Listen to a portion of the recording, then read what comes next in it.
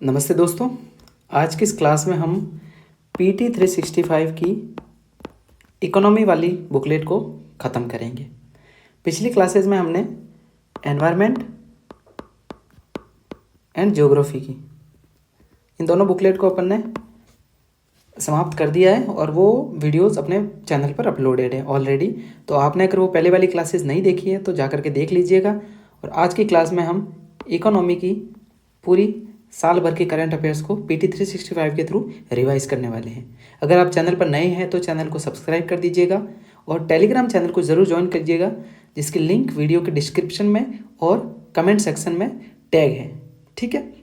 तो इस पूरे क्लास में हम इकोनॉमी के जो भी साल भर के करंट अफेयर्स रहे हैं कंसेप्ट के साथ में समझने वाले हैं और अच्छी तरीके से पूरा रिवाइज करेंगे। इसके बाद में आपको कहीं से भी करंट के लिए इकोनॉमी को पढ़ने की ज़रूरत नहीं है और इसका पार्ट 2 भी आएगा जो कि बजट और जो इकोनॉमिक सर्वे है उनके साथ में अपडेटेड होगा। तो उसकी क्लास नेक्स्ट जब भी अपडेटेड इसका पीटी 365 का पार्ट आएगा तब हम अपलोड कर देंगे। ठीक है। आज की इस क्लास को हम शुरू करते हैं। देखिए, पहला टॉपिक था बैंकिंग एंड मॉनेटरी पॉलिसी। ठीक है, बैंकिंग और मौद्रिक नीति। देखिए, मौद्रिक नीति पता है इंडिया में कौन रेगुलेट करता है? आरबीआई, है ना। और जो राजकोषीय नीति है उसको अपनी गवर्नमेंट रेगुलेट करती है। ठीक है। देखिए, आरबीआई की मौद्रिक नीति का जो मेन उद्देश्य होता है ना वो होता है मूल्य स्थिरता को सुनिश्चित करना। यानी कि जो इन्फ्लेशन है वो ज़्यादा ना हो ना कम हो। तो टारगेट क्या रहता है? 2 ± 4, यानी कि 2% से लेकर के 6% के बीच में इन्फ्लेशन को रखना होता है। ठीक है। 4 ± 2, सॉरी 4 ± 2, है ना। देखिए, इसके दो उपकरण होते हैं, मात्रात्मक और गुणात्मक। मात्रात्मक मतलब क्वांटिटेटिव रूप से इन्फ्लेशन को रेगुलेट करना, और गुणात्मक मतलब किसी तरीके से बैंकों को प्रोत्साहन देना, है ना, उनको मोटिवेट करना, नैतिक रूप से ऐसे प्रोत्साहन देना जिसकी वजह से बैंक इन्फ्लेशन को रेगुलेट करे। देखिए, मात्रात्मक उपकरण में क्या है? Repo rate. रेपो रेट क्या होता है?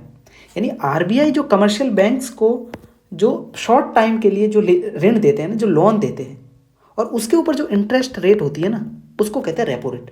इसका होता है रिवर्स रेपो रेट, इसका ऑपोजिट। रिवर्स रेपो रेट मतलब कि जितने भी शेड्यूल्ड कमर्शियल बैंक्स हैं ना वो अपने सरप्लस मनी को आरबीआई में रखते हैं। क्यों रखते हैं भाई? शेड्यूल्ड कमर्शियल बैंक के पास में पैसा बच गया, मतलब लोन इतने गए नहीं, तो वो कहाँ रखेंगे? आरबीआई में। और आरबीआई उसके लिए कुछ परसेंटेज ऑफ इंटरेस्ट उनको देता है। कौन? आरबीआई बैंकों को। तो वो रिवर्स रेपो रेट है ना। एक तरीके से बैंक आरबीआई को लोन दे रहे हैं। ठीक है। सीआरआर क्या होता है? बैंकों के पास जितना भी नेट डिपॉजिट होता है ना उसका एक अनिवार्य प्रतिशत कहाँ पे जमा करवाना होता है? आरबीआई के पास। और वो मतलब फिक्स अराउंड 4% के आसपास रहता है। इसका एग्जैक्ट डेटा आप एक बार पता कर लीजिएगा गूगल करके। लेकिन हाँ, इस पर कोई ब्याज नहीं मिलता है। मतलब वो एक सिक्योरिटी के रूप में कि अगर इन फ्यूचर बैंक दिवालिया हो जाता है तो वो सीआरआर एक सिक्योरिटी है कि हाँ, मतलब उससे जितने भी हो सकते हैं डिपॉजिट्स उनको वापस लोगों को दिया जाएगा, उसमें से ही पैसा, है ना। आप समझ लिए, मतलब इनसे समझेंगे कि इनसे इन्फ्लेशन कैसे कंट्रोल होती है। पहले एक बार समझ लेते हैं कि ये टर्मिनोलॉजी है क्या। एसएलआर क्या होता है? बैंकों के पास पैसा रहता है, ठीक है। अब 4% तो गया आरबीआई को, और 16% से लेकर के अराउंड 40% के बीच में बैंकों को अपने नेट डिपॉजिट का अपने पास जो तरल संपत्तियां होती है, लिक्विड एसेट्स, है ना, जिसमें गोल्ड हो गया, गवर्नमेंट सिक्योरिटीज़ होगी, बॉन्ड हो गए, उसमें अनिवार्य रूप से रखना होता है ना। तो वो क्या हो गया? 20% के आसपास सिक्योरिटी हो गई कि हाँ, अगर बैंक दिवालिया भी हो जाता है तो इन सिक्योरिटी से जितने भी डिपॉजिटर्स हैं उनको वापस पैसा लौटाया जा सके थोड़ी मात्रा में। अब देखिए, आप समझ लिए, रेपो रेट बढ़ेगी मतलब कि क्या हो गया? रेपो रेट बढ़ गई मतलब आरबीआई जब बैंकों को जो लोन देते हैं ना वो महंगा हो गया, तो क्या करेंगे? बैंक कम मात्रा में लोन लेंगे आरबीआई से, और उससे क्या होगा? जब आरबीआई को जो बैंकों को कम लोन मिल रहा है तो वो आगे लोगों को भी कम लोन देंगे। तो इससे क्या होगा? लोगों के पास पैसा कम आएगा। समझ रहे हो? और ये कब कब किया जाता है? जब इन्फ्लेशन मार्केट में बहुत ज़्यादा होती है। मान लो मार्केट में बहुत सारा पैसा है, बहुत लिक्विडिटी होगी, तो क्या करेगा आरबीआई? उसको सक करेगा। कैसे करेगा? वो इंटरेस्ट रेट को बढ़ा देगा।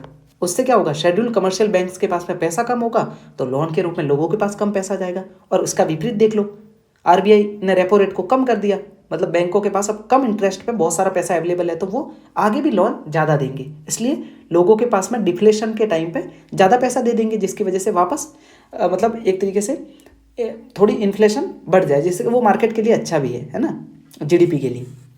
ठीक है, रिवर्स रेपो रेट इसी तरीके से रन करती है। सीआरआर क्या है? अगर आरबीआई ने सीआरआर और एसएलआर की रेट बढ़ा दी है ना, तो क्या होगा? बैंकों को अपने पास आरक्षित जो राशि है, जितने भी एसेट्स है, वो ज़्यादा रखने पड़ेंगे और उनके पास लोन देने के लिए पैसे कम बचेंगे। समझ लो, ये कब होगा? जब ज़्यादा इन्फ्लेशन हो जाएगा, और कम इन्फ्लेशन है मार्केट में, तो सीआरआर और एसएलआर की रेट कम कर देंगे। सिंपल। ठीक है। गुणात्मक उपकरण में क्या है?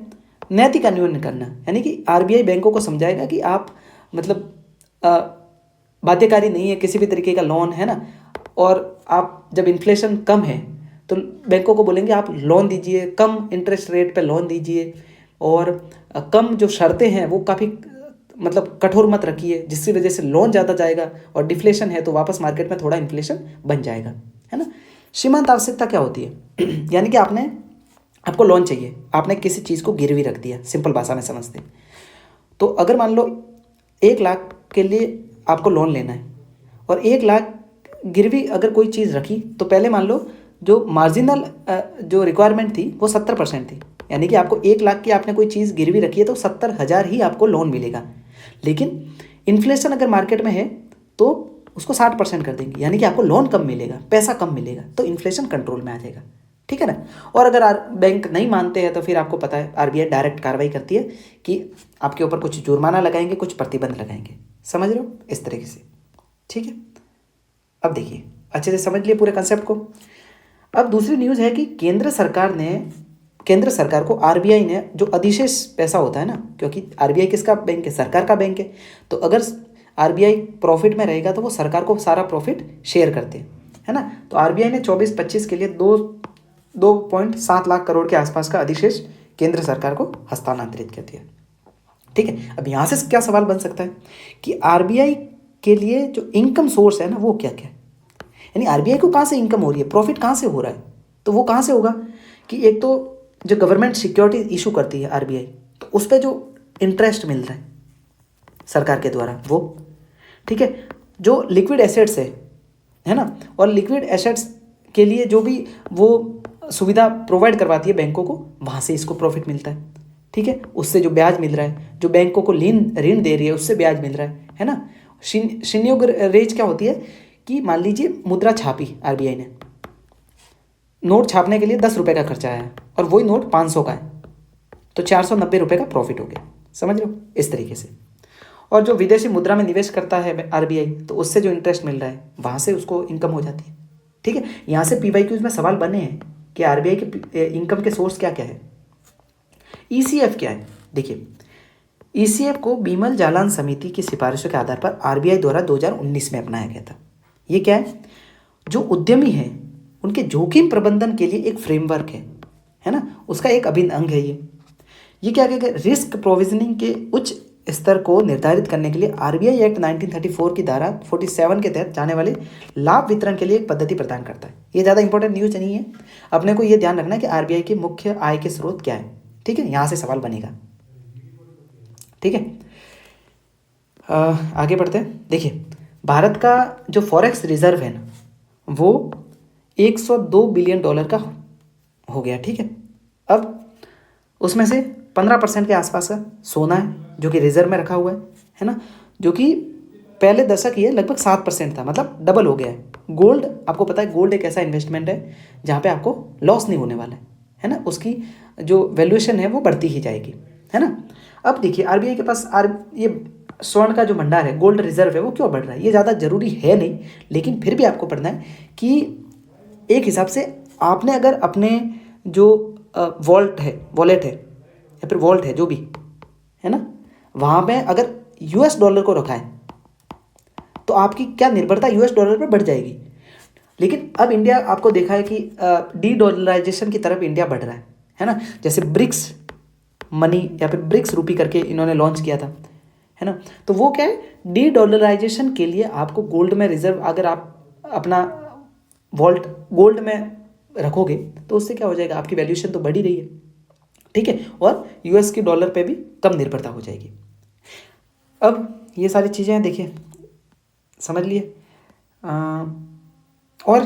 और जो फॉरेक्स रिजर्व में और उसमें क्या क्या होता है, जैसे यूएस डॉलर है, यूरो है, पाउंड स्टर्लिंग है, ऑस्ट्रेलियाई डॉलर है, ये सारी विदेशी मुद्राएं होती है। गोल्ड रिजर्व होता है, और साथ ही साथ आईएमएफ के पास अपने जो विशेषाधिकार है, जैसे कि एसडीआर कहते हैं उनको, यानी कि आईएमएफ में अपनी जो सदस्यता है उसके हिसाब से अपने को वहाँ पर पूंजी भंडारण मिलता है ना, और वहाँ से अपन ब्याज अर्जित कर सकते हैं, है ना, ठीक है। देखिए, रिजर्व बैंक ने एकीकृत ओम्बुड्समैन योजना 2021 लॉन्च करी थी। ये क्या होता है, सुर्खियों में क्यों, क्योंकि केंद्र और राज्य जो सहकारी बैंक है ना, उनके रेगुलेशन एक्ट 1949 तहत रिजर्व बैंक एकीकृत ओम्बुड्समैन योजना 2021 को के दायरे में लाया गया है ना। ये जो सारी चीज़ें ये अब इस योजना के तहत मतलब रेगुलेट किया जाएगा, ठीक है। अब क्यों लाया गया, देखिए, सुधार के लिए लाया जाता है। कोई भी योजना, कोई भी एक्ट है तो ग्राहकों को त्वरित और किफ़ायती मतलब कम उनका पैसा लगे, सक्षम वैकल्पिक जो शिकायत निवारण तंत्र है ना, तो वो प्रदान करेगा। उसमें कौन कौन से शामिल है, ऑल शेड्यूल्ड कमर्शियल बैंक्स, या फिर जो वाणिज्य कमर्शियल बैंक है, सारे बैंक शामिल है, ठीक है, जिनकी 50 करोड़ से ज़्यादा की जो डिपॉजिट है। एनबीएफसी भी शामिल है। उसमें सिर्फ एक चीज़ शामिल नहीं है, वो है हाउसिंग फाइनेंस कंपनीज, है ना। इसको आपको नोट कर लेना अपनी नोटबुक में, जहाँ भी अपने नोट्स बना रहे हो उसको, कि हाउसिंग फाइनेंस कंपनी जितनी भी है ना, वो इस योजना के तहत शामिल नहीं है। बस यहाँ पे ये पॉइंट इंपॉर्टेंट है सिर्फ, ठीक है। अब ये कितनी योजना है, ये ज़्यादा पढ़ने की जरूरत है नहीं। कुछ महत्वपूर्ण टर्मिनोलॉजीज आपको पता है, हर बार सवाल में टर्मिनोलॉजीज पे सवाल बनता है। कैसे, देखिए, नई पेन ले लेते दूसरी। एसडीएफ क्या है, देखिए, एसडीएफ एक मौद्रिक उपकरण है जो कि वाणिज्यिक बैंकों से बिना किसी कोलेटरल के तरलता को अवशोषित करता है। मतलब क्या है इसका, मतलब कि अब जो जैसे एक तरीके से क्या था कि रिवर्स रेपो रेट था, है ना। एसडीएफ ने रिवर्स रेपो रेट को, जो फिक्स्ड रिवर्स रेपो रेट थी ना, उसकी जगह ले लिया एसडीएफ ने। यानी कि अब जैसे लिक्विडिटी मार्केट में बढ़ गई तो अब आरबीआई एसडीएफ के थ्रू लिक्विडिटी को कंट्रोल करेगी, है ना। इंटरेस्ट रेट बढ़ा ली घटा ली, उस तरीके से अपन ने पहले भी समझा है। Reverse repo rate, CRR, SLR के थ्रू कैसे लिक्विडिटी को आरबीआई द्वारा रेगुलेट किया जाता है, वो इस चीज़ है, ठीक है ना। अब इसमें एक स्विच ऑक्शन करके न्यूज़ में रहा था, ये क्या है, 2019 में आरबीआई द्वारा भारत सरकार की ओर से इसको शुरू किया गया था। इसका उद्देश्य क्या था कि जो शॉर्ट टर्म जो सिक्योरिटीज़ होती है ना, उनको लॉन्ग टर्म सिक्योरिटी के साथ में बदल करके जो ऋण की जो मतलब एक तरीके से परिपक्वता होती थी उसकी अवधि को प्रबंधित करना है। मतलब जैसे देखिए, शॉर्ट टाइम के ऋण होते हैं, उसमें रिस्क बहुत ज़्यादा रहता है, समझ लीजिए, उसमें इंटरेस्ट रेट ज़्यादा रहता है, सारी चीज़ें। लेकिन जो लॉन्ग टर्म इंटरेस्ट रेट जो लोन्स है उसमें कम नुकसान, इंटरेस्ट रेट कम होती है। तो अगर मान लीजिए कोई शॉर्ट टर्म ऋण या फिर प्रतिभूति या फिर मतलब एसेट किसी भी तरीके से, या फिर शॉर्ट टर्म जो ऋण ले रखा है, लोन ले रखा है, जो सिक्योरिटी शॉर्ट टाइम सिक्योरिटी से, उसको आप समय के साथ में लॉन्ग टर्म में भी बदल सकते हैं। तो ये है स्विच नीलामी। बस एक वर्ड में याद रखना है कि शॉर्ट टर्म को लॉन्ग टर्म में बदल देना सिक्योरिटीज़ को, ठीक है। पेमेंट एग्रीगेटर्स कौन होते हैं, इन्हें कंपनी एक्ट 2013 से पंजीकृत किया जाता है, जैसे कि पेटीएम, गूगल पे, पेपल, ठीक है, ये सब पेमेंट एग्रीगेटर्स हैं। इसमें देखिए नए दिशा निर्देश क्या है कि जो नॉन बैंकिंग पेमेंट एग्रीगेटर्स है ना, उन्हें भुगतान एवं निपटान प्रणाली 2007 के तहत आरबीआई से मंजूरी प्राप्त करना अब अनिवार्य हो गया, है ना। पेमेंट एंड सेटलमेंट एक्ट 2007, समझ गए। वेज एंड मीन्स एडवांसेस क्या होता है, देखिए, अस्थायी टाइप का लोन है आरबीआई द्वारा केंद्र सरकार को अस्थायी संतुलन को दूर करने के लिए किया जाता है। मान लीजिए जो सरकार है उसके जो राजकोष हैं या फिर जो भी बजट है उसमें किसी तरीके का असंतुलन पैदा हो गया, है ना। मान लीजिए 1 लाख करोड़ का मतलब आपको राजस्व काटा है। तो वेज एंड मीन्स एडवांसेज इसको शॉर्ट टर्म के लिए या फिर कम टाइम के लिए इसको मतलब भरने की कोशिश करते हैं, है ना। और ये इसकी जो ब्याज दर होती है वो रेपो रेट के बराबर ही होती है ना। रेपो रेट से 2%, अगर ओवरड्राफ्ट लेते हो तो उससे रेपो रेट से 2% आपको ज़्यादा देनी पड़ेगी। और ये 3 महीने के भीतर भीतर इसका भुगतान करना अनिवार्य होता है, ठीक है ना। आरबीआई ने कुछ पहले स्टार्ट करी थी, कुछ इनिशिएटिव थे। यूनिफाइड लैंडिंग इंटरफेस, ठीक है, ये एक डिजिटल पब्लिक इंफ्रास्ट्रक्चर के रूप में इसको स्टार्ट किया गया है। इसका क्या काम है? डेटा एकत्रित करना, ऋणदाताओं को ऋण उपलब्ध करवाना, ठीक है। और जो मतलब आज के टाइम में क्या डिफ़ॉल्ट ज़्यादा कर जाते हैं बिजनेसमैन्स वगैरह, तो उनके ऋण चुकाने की कैपेसिटी है या नहीं है उनको पढ़ना, ठीक है, और उसी के अनुरूप ऋण को निर्धारित करना, ठीक है। ठीक है, एनबीएफसीज के लिए स्व विनियामक संगठन, self regulatories organisation for NBFCs. अब ये क्यों न्यूज़ में था? उद्योग विकास परिषद है ना, उसको सेल्फ रेगुलेटरी ऑर्गेनाइजेशन के रूप में दर्जा प्रदान हुआ है। अब इसका क्या मतलब है? देखिए, एसआरओ जितने भी होते हैं ना, उनका गठन कंपनी एक्ट 2013 से किया जाता है ना। नॉट फॉर प्रॉफिट कंपनी के रूप में इसको मतलब स्थापित किया जाता है। और इसमें देखिए, शिकायत निवारण तंत्र, विवाद समाधान, मध्यस्थता फ्रेमवर्क स्थापित करना, ये सारी चीज़ें होती है, ठीक है, इसका मुख्य काम।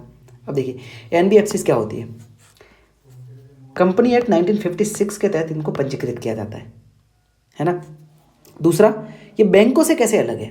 एक तो बैंक होता है और एक होता है एनबीएफसीज, है ना। ये डिपॉजिट स्वीकार नहीं करते, मतलब लोगों से डिपॉजिट डायरेक्ट पैसा ये स्वीकार नहीं करते, जैसे कि बैंक में होता है। बैंक में जाकर के अपन पैसा जमा करवा सकते हैं, लेकिन एनबीएफसीज जो कंपनीज होते हैं उसमें अपन डायरेक्ट डिपॉजिट नहीं जमा करवा सकते, ठीक है। ये चेक नहीं जारी कर सकते, मतलब क्या है? लोन नहीं दे सकते। चेक जारी करने का मतलब क्या होता है? मतलब क्रेडिट कार्ड एक तरीके से, है ना।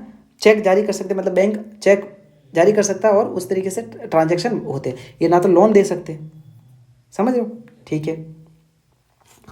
एक केंद्र सरकार की एक मतलब एक इनिशिएटिव है कि एक राज्य में एक क्षेत्रीय ग्रामीण बैंक होना चाहिए, है ना। यानी कि 26 क्षेत्रीय ग्रामीण बैंकों के विलय को मतलब अधिसूचित किया गया। कैसे? कौन से एक्ट से? क्षेत्रीय ग्रामीण बैंक अधिनियम 1976 के तहत, ठीक है। इससे पहले भी तीन बार विलय हो चुका है और चौथे विलय में 26 राज्यों और 2 केंद्र शासित प्रदेशों में अब 28 आरआरबीज होंगे, जो कि पहले 43 थे, ठीक है। ये थी न्यूज़, ज़्यादा ज़रूरी है नहीं। आरआरबीज को देखिए, इसकी उत्पत्ति कैसे हुई थी? नरसिंगम वर्किंग कमेटी 1975 की सिफारिशों के अनुसार 2 अक्टूबर 1975 से ये इनकी स्थापना शुरू हो गई थी, क्षेत्रीय ग्रामीण बैंकों की। इसमें देखिए, ये ध्यान रखने की ज़रूरत है कि जो सेंट्रल बैंक है ना, उसकी 50% हिस्सेदारी होती है, स्टेट गवर्नमेंट्स की 15%, और जो एक तरीके से क्या कहते हैं स्पॉन्सर्ड बैंक होता है ना, जैसे एसबीआई है, तो वो स्पॉन्सर्ड बैंक की हिस्सेदारी रहेगी 35%, ठीक है, ये ध्यान रखना है। नाबार्ड इसका एक तरीके से पर्यवेक्षक है, वो जो निगरानी रखता है इसके ऊपर, इसके कामों के ऊपर, ठीक है। अब देखिए, ये इंपॉर्टेंट है क्या कि जो आरआरबीज है ना, अपने कुल ऋण का लगभग 75% हिस्सा पीएसएल को देता है। पीएसएल मतलब पाकिस्तान सुपर लीग नहीं है, इसका मतलब होता है प्रायोरिटी सेक्टर लैंडिंग, यानी कि जिन क्षेत्रों को सबसे ज़्यादा ज़रूरत है, जिनकी ऋण तक डायरेक्ट पहुंच कम रहती है, जैसे कि कृषि हो गई, है ना, जो मिडिल स्मॉल जो एमएसएमई है, ठीक है, मतलब छोटे उद्योग, ठीक है, इनको ऋण उपलब्ध करवाते हैं, ठीक है। बस यही ज़्यादा ज़रूरी था इसमें से। अब देखिए, आगे बढ़ते हैं।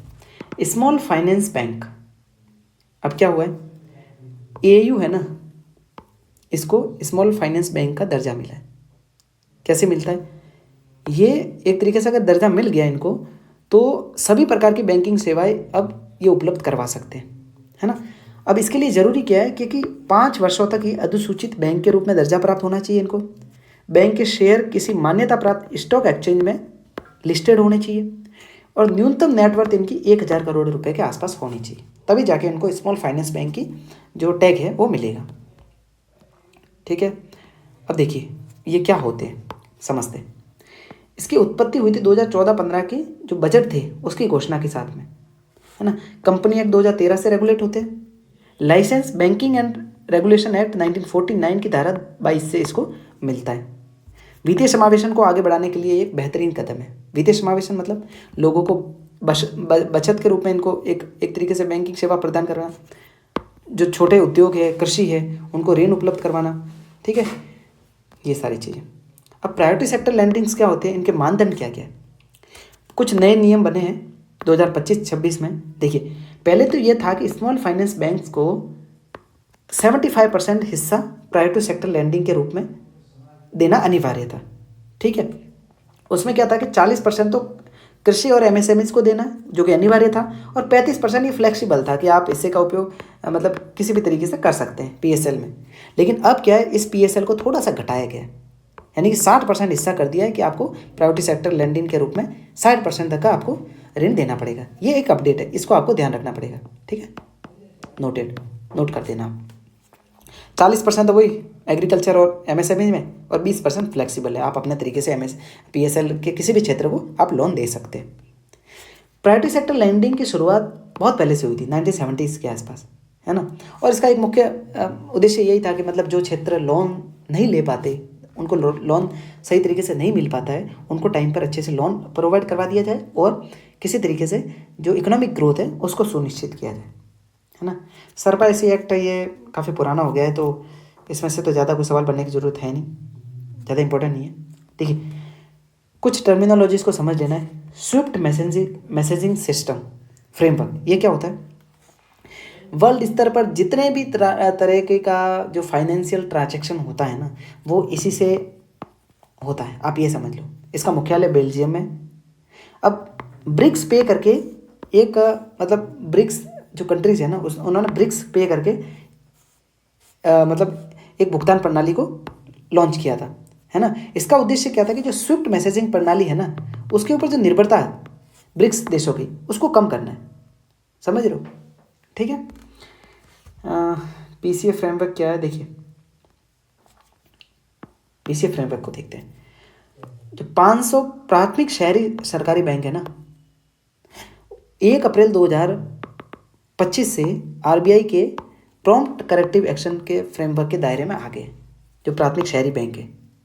अब ये है क्या, अनुसूचित वाणिज्यिक बैंकों के लिए 2002 और शहरी सरकारी बैंकों के लिए 2024 में इनको पीसीए फ्रेमवर्क के अंतर्गत लाया गया। इसका उद्देश्य क्या है कि इनको सही तरीके से पर्यवेक्षी उपायों को इनके ऊपर लागू किया जाए, उनका सही तरीके से रेगुलेशन हो सके, है ना। आर्थिक संकट के टाइम पे कुछ उपायों को लागू करने के लिए बाध्यकारी करना, समझ लो। मान लो आर्थिक संकट आ गया और आपने लोन दे रखी है, डिफ़ॉल्ट हो रहे हैं, तो उस तरीके से रेगुलेट करने के लिए आरबीआई ने इसको प्रॉम्प्ट करेक्टिव एक्शन के अंतर्गत इन्होंने लाया, जिसकी वजह से लोन को सही तरीके से रेगुलेट किया जा सके, ठीक है। देखिए दूसरा चैप्टर है वित्त एवं कराधान, यानी कि फाइनेंस और टैक्सेशन से रिलेटेड क्या क्या अपडेट्स आई है साल भर में। देखिए एफआरबीएम एक्ट थोड़ा न्यूज़ में रहा था। एफआरबीएम एक्ट क्या है कि जो राजकोष है उसका यूज़ किस तरीके से हो, बजट का प्रबंधन किस तरीके से हो, उसको रेगुलेट कौन करेगा, एफआरबीएम एक्ट, ठीक है। अब रिपोर्ट ये थी, कैग की रिपोर्ट में जो एफआरबीएम एक्ट के अनुपालन में कई राजकोषीय विसंगतियां आई है, मतलब राजकोष को सही तरीके से यूटिलाइज नहीं किया जा रहा है, ये कैग की रिपोर्ट में सामने आया था। देखिए एफआरबीएम एक्ट 2003 क्या कहता है, ये किसी तरीके से जो मैक्रो इकोनॉमिक्स है ना, उसकी स्थिरता को सुनिश्चित करता है, यानी कि आप बजट में फ्री में सब योजनाएं लागू कर दो, ठीक है। आप जो अपना जो क्या कहते हैं पूंजीगत निवेश है, पूंजीगत व्यय है, इसको बिल्कुल कम कर दो और राजस्व व्यय को बढ़ा दिया, तो क्या होगा, दीर्घकाल में अपनी जो आर्थिक जो समृद्धि है वो रुक जाएगी और अपन घाटे में चलेंगे, पूरी तरीके से कंट्री डिफॉल्ट हो जाएगी। तो एफआरबीएम एक्ट इसी डिफॉल्ट को रोकने के लिए मतलब नज़र रखता है, रेगुलेट करता है, ठीक है। आर्थिक स्थिरता को सुनिश्चित करता है और जिम्मेदार वित्तीय अनुशासन यानी फाइनेंस से रिलेटेड आप में डिसिप्लिन बना रहे, ठीक है। और ये केंद्र सरकार की राजकोषीय नीति को सतत एक तरीके से मार्गदर्शन प्रदान करता है, समझ रहे हो। और कैग को हर वर्ष इसके प्रावधानों पर की समीक्षा करनी होती है और फिर ये अपनी रिपोर्ट देता है, कि अगर राजकोष है उसका सही तरीके से यूटिलाइजेशन हो रहा है या नहीं हो रहा है। देखिए, बजट के समय जब बजट संसद में पेश किया जाता है ना, तो एफआरबीएम एक्ट के तहत 3 और जो क्या कहते हैं, पत्र कह सकते हैं इसको, या फिर एक तरीके से लेखा जोखा है ना, वो बजट के साथ में पेश किया जाता है। वृहद आर्थिक रूपरेखा विवरण, ठीक है, medium term fiscal policy statement, 3 statement ये रखते हैं, और फिस्कल पॉलिसी स्ट्रेटेजी स्टेटमेंट। इसको समझना नहीं है, बस ये रखना है कि बजट के साथ में एफआरबीएम एक्ट की 3 स्टेटमेंट को रखा जाता है, ठीक है, बस। और एफआरबीएम एक्ट के प्रमुख टारगेट क्या है कि जो जीडीपी है ना, उसका 3% राजकोषीय घाटा होना चाहिए। कितना? 3%। 3% से ज़्यादा नहीं होना चाहिए, ठीक है। ऋण की सीमा कितनी होनी चाहिए? केंद्र और राज्य मिला करके जीडीपी के 60% से ज़्यादा ऋण नहीं होना चाहिए। मतलब आपके जीडीपी तो मान ले $1 ट्रिलियन है, ठीक है, तो उसमें ये नहीं हो कि भाई तुमने $2 ट्रिलियन का लोन लेके बैठे हो, जैसे अमेरिका में है। तो अमेरिका की जीडीपी से भी बहुत ज़्यादा इन्होंने लोन लेके रखा है। लेकिन इंडिया में क्या है, रेगुलेट होता है, केंद्र और राज्य दोनों मिलाकर के 60%, और सिर्फ अगर सेंट्रल की बात करें तो कितना है, वो 40% के आसपास है, ठीक है ना। ये ध्यान रखना है, डेटा डायरेक्ट पूछ सकते हैं आपको, ठीक है, ठीक है, ठीक है। एफआरबीएम एक्ट 2018 के संशोधन के द्वारा राजस्व घाटा और प्रभावी राजस्व घाटा के लक्ष्यों को हटा दिया गया, ठीक है। ये ध्यान रखने की ज़्यादा जरूरत है नहीं। ठीक है, ठीक है। अब देखिए, हाँ, ये चीज़ ज़्यादा इंपॉर्टेंट है। उच्च ऋण जीडीपी अनुपात, ये अच्छा नहीं होता। क्यों नहीं अच्छा होता? मान लीजिए आपकी जीडीपी 100 रुपये, तो उच्च ऋण जीडीपी अनुपात क्या होगा, आपका लोन 110 रुपये, तो क्या हो गया, ये हाई रेशो हो गया किसका, ऋण का और जीडीपी का।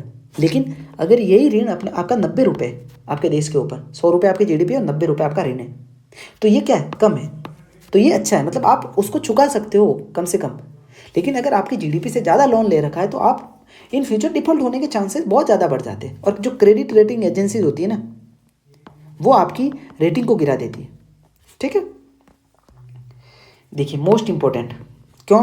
क्योंकि यहाँ से हर बार सवाल बन रहा है, इनकी परिभाषाओं को पूछ लेगा, इसमें डिफरेंस क्या है हर किसी में, ये पूछ लेगा। देखिए, राजकोषीय घाटा क्या होता है, सरकार का जो कुल घाटा होता है ना, मतलब कुल व्यय माइनस कुल आय,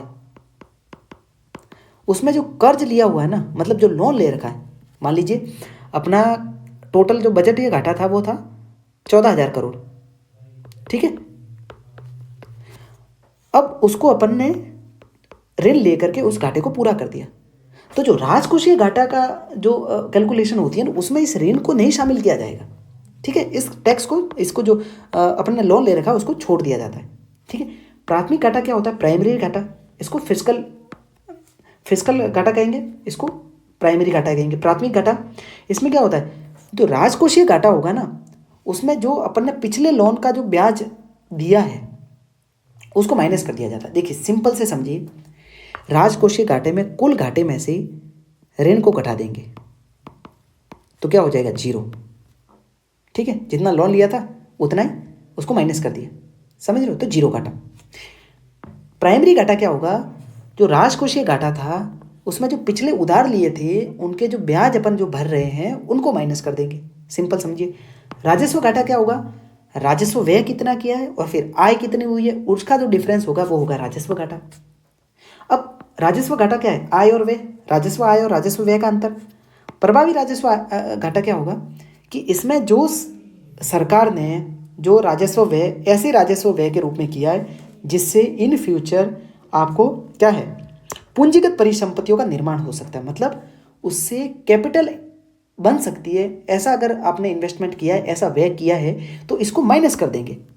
क्यों? राजस्व घाटा का मतलब क्या है, मतलब इन फ्यूचर वहाँ से आपके एसेट क्रिएट नहीं होंगे, है ना, वो एक तरीके से खर्च कर दिया तो इसका आउटपुट कुछ भी नहीं है। लेकिन पूंजीगत निवेश क्या होता है कि उससे इन फ्यूचर आपको प्रॉफिट होगा। तो अगर ऐसा राजस्व व्यय है जहाँ से इन फ्यूचर आपको प्रॉफिट मिलने वाला है या फिर वहाँ से आपका एसेट क्रिएशन हो रहा है, तो वो होगा प्रभावित राजस्व घाटा, यानी कि उसमें से एसेट क्रिएशन वाले लोन को माइनस कर देंगे, ठीक है। बढ़िया, आगे बढ़ते हैं। इंडियन टैक्स स्ट्रक्चर क्या है? देखिए, इंडिया में 2 टाइप के टैक्स हैं, प्रत्यक्ष और अप्रत्यक्ष। प्रत्यक्ष मतलब मान लीजिए मेरे ऊपर डायरेक्ट टैक्स लगा दिया, मतलब उसको मैं ही भरूंगा, समझ रहे हो, मतलब मुझे डायरेक्टली मुझे ही भरना है। जैसे कि इनकम पे टैक्स है, मान लो मेरी 10,000 इनकम है, उस पर 2% टैक्स लगा दिया, समझ रहे हो, तो वो मुझे ही भरना है। इनडायरेक्ट टैक्स क्या होता है कि वो जो उपभोग करेगा उस चीज़ का उसी को टैक्स देना पड़ेगा, उसके ऊपर हस्तांतरित कर दिया जाता है। जैसे कि मान लो आपने बिस्कुट खाया, बेच कौन रहा है? दुकानदार। उस पर टैक्स कौन भर रहा है? जो खा रहा है उसको। ठीक है, ये है। अब ये यहाँ से सवाल बनता है कि जो प्रोग्रेसिव टैक्स कौन सा है और रिग्रेसिव टैक्स। प्रोग्रेसिव मतलब प्रगतिशील। प्रगतिशील क्यों? क्योंकि जो कम पैसों वाला है उसको कम टैक्स देना पड़ेगा, जो ज़्यादा पैसों वाला है उसको ज़्यादा टैक्स देना पड़ेगा। जैसे कि टैक्स स्लैब्स होते हैं ना, कि इनकम के आधार पे मतलब 5%, 10%, 15%, 20% के आसपास टैक्स स्लैब बनाए जाते हैं, और इनकम के अनुसार आपके ऊपर टैक्स परसेंटेज बढ़ता जाएगा। आप ज़्यादा पैसे है तो आपके 20%, 30% टैक्स लग सकता है, लेकिन कम पैसा है, आप टैक्स स्लैब में ही नहीं आ रहे, 12 लाख तक की आपकी इनकम ही नहीं है, तो आप टैक्स स्लैब में ही नहीं आओगे, मतलब आपके ऊपर टैक्स नहीं लगेगा।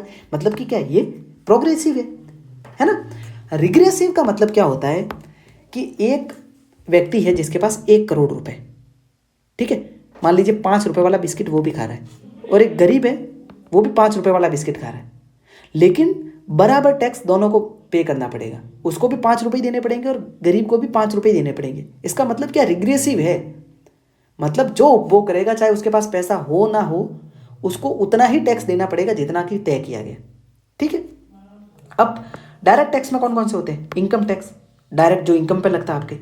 निगम टैक्स, कॉर्पोरेट टैक्स मतलब आपके जो व्यवसाय पे लगता है। पूंजीगत लाभ टैक्स, यानी कि आपने परिसंपत्तियां जो आपके एसेट्स है उसके जो बेचने से, खरीदने से, या फिर जो भी आपको लाभ हुआ है ना, उसके ऊपर जो टैक्स लगता है उसको पूंजीगत लाभ करके से।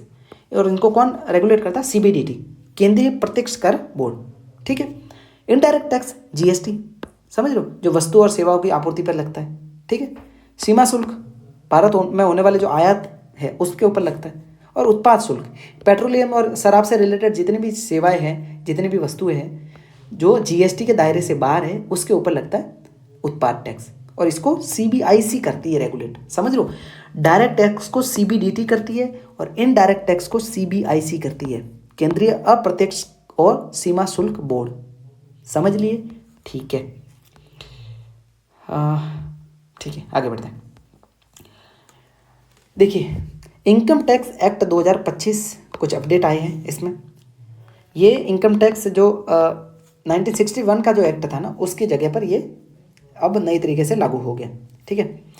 इसमें कुछ मुख्य बिंदु है जिसको आपको ध्यान में रखना है कि जो मैट, जो न्यूनतम वैकल्पिक टैक्स था, और जो एएमटी है, मतलब वैकल्पिक न्यूनतम कर, इनके प्रावधानों को 2 अलग उपखंडों के रूप में विभाजित किया गया। ये ज़्यादा इंपॉर्टेंट नहीं है। इंपॉर्टेंट ये चीज़ है क्या कि जो मैट है ना, मतलब जो न्यूनतम आपके ऊपर टैक्स लगेगा ही लगेगा, इसका उद्देश्य क्या है? मान लीजिए कोई कंपनी है, वो अपना प्रॉफिट दिखा कि मेरे पे तो प्रॉफिट, देखिए टैक्स प्रॉफिट पे लगता है, और आपने बता दिया कि मेरा तो भाई साहब प्रॉफिट है एकदम 0 रुपये, तो आपके ऊपर कोई टैक्स नहीं लगेगा जिसका। लेकिन उसके एसेट्स देखेंगे ना आप, तो हजारों करोड़ के, लेकिन प्रॉफिट 0 दिखा देंगे। तो इनको क्या है कि इन कंपनियों को टैक्स के दायरे में लाने के लिए, है ना, अब लाभ कमाने या फिर लाभांश बताने की कोई ज़रूरत ही नहीं है। अब इनको तो क्या है, एक न्यूनतम टैक्स लगा दिया कि आप भले 0 प्रॉफिट दिखाए या चाहे मत दिखाओ, आपको तो इतना टैक्स देना ही देना है। ठीक है। वैकल्पिक न्यूनतम जो टैक्स है, इसमें एमएटी के समान ही प्रावधान है, लेकिन यह गैर कॉर्पोरेट करदाताओं के लिए। ये तो क्या है, कॉर्पोरेट जितनी भी कंपनीज है, बड़ी बड़ी एमएनसीज वगैरह, इनके ऊपर है, और ये जो गैर कॉर्पोरेट है उनके ऊपर है। ठीक है ना।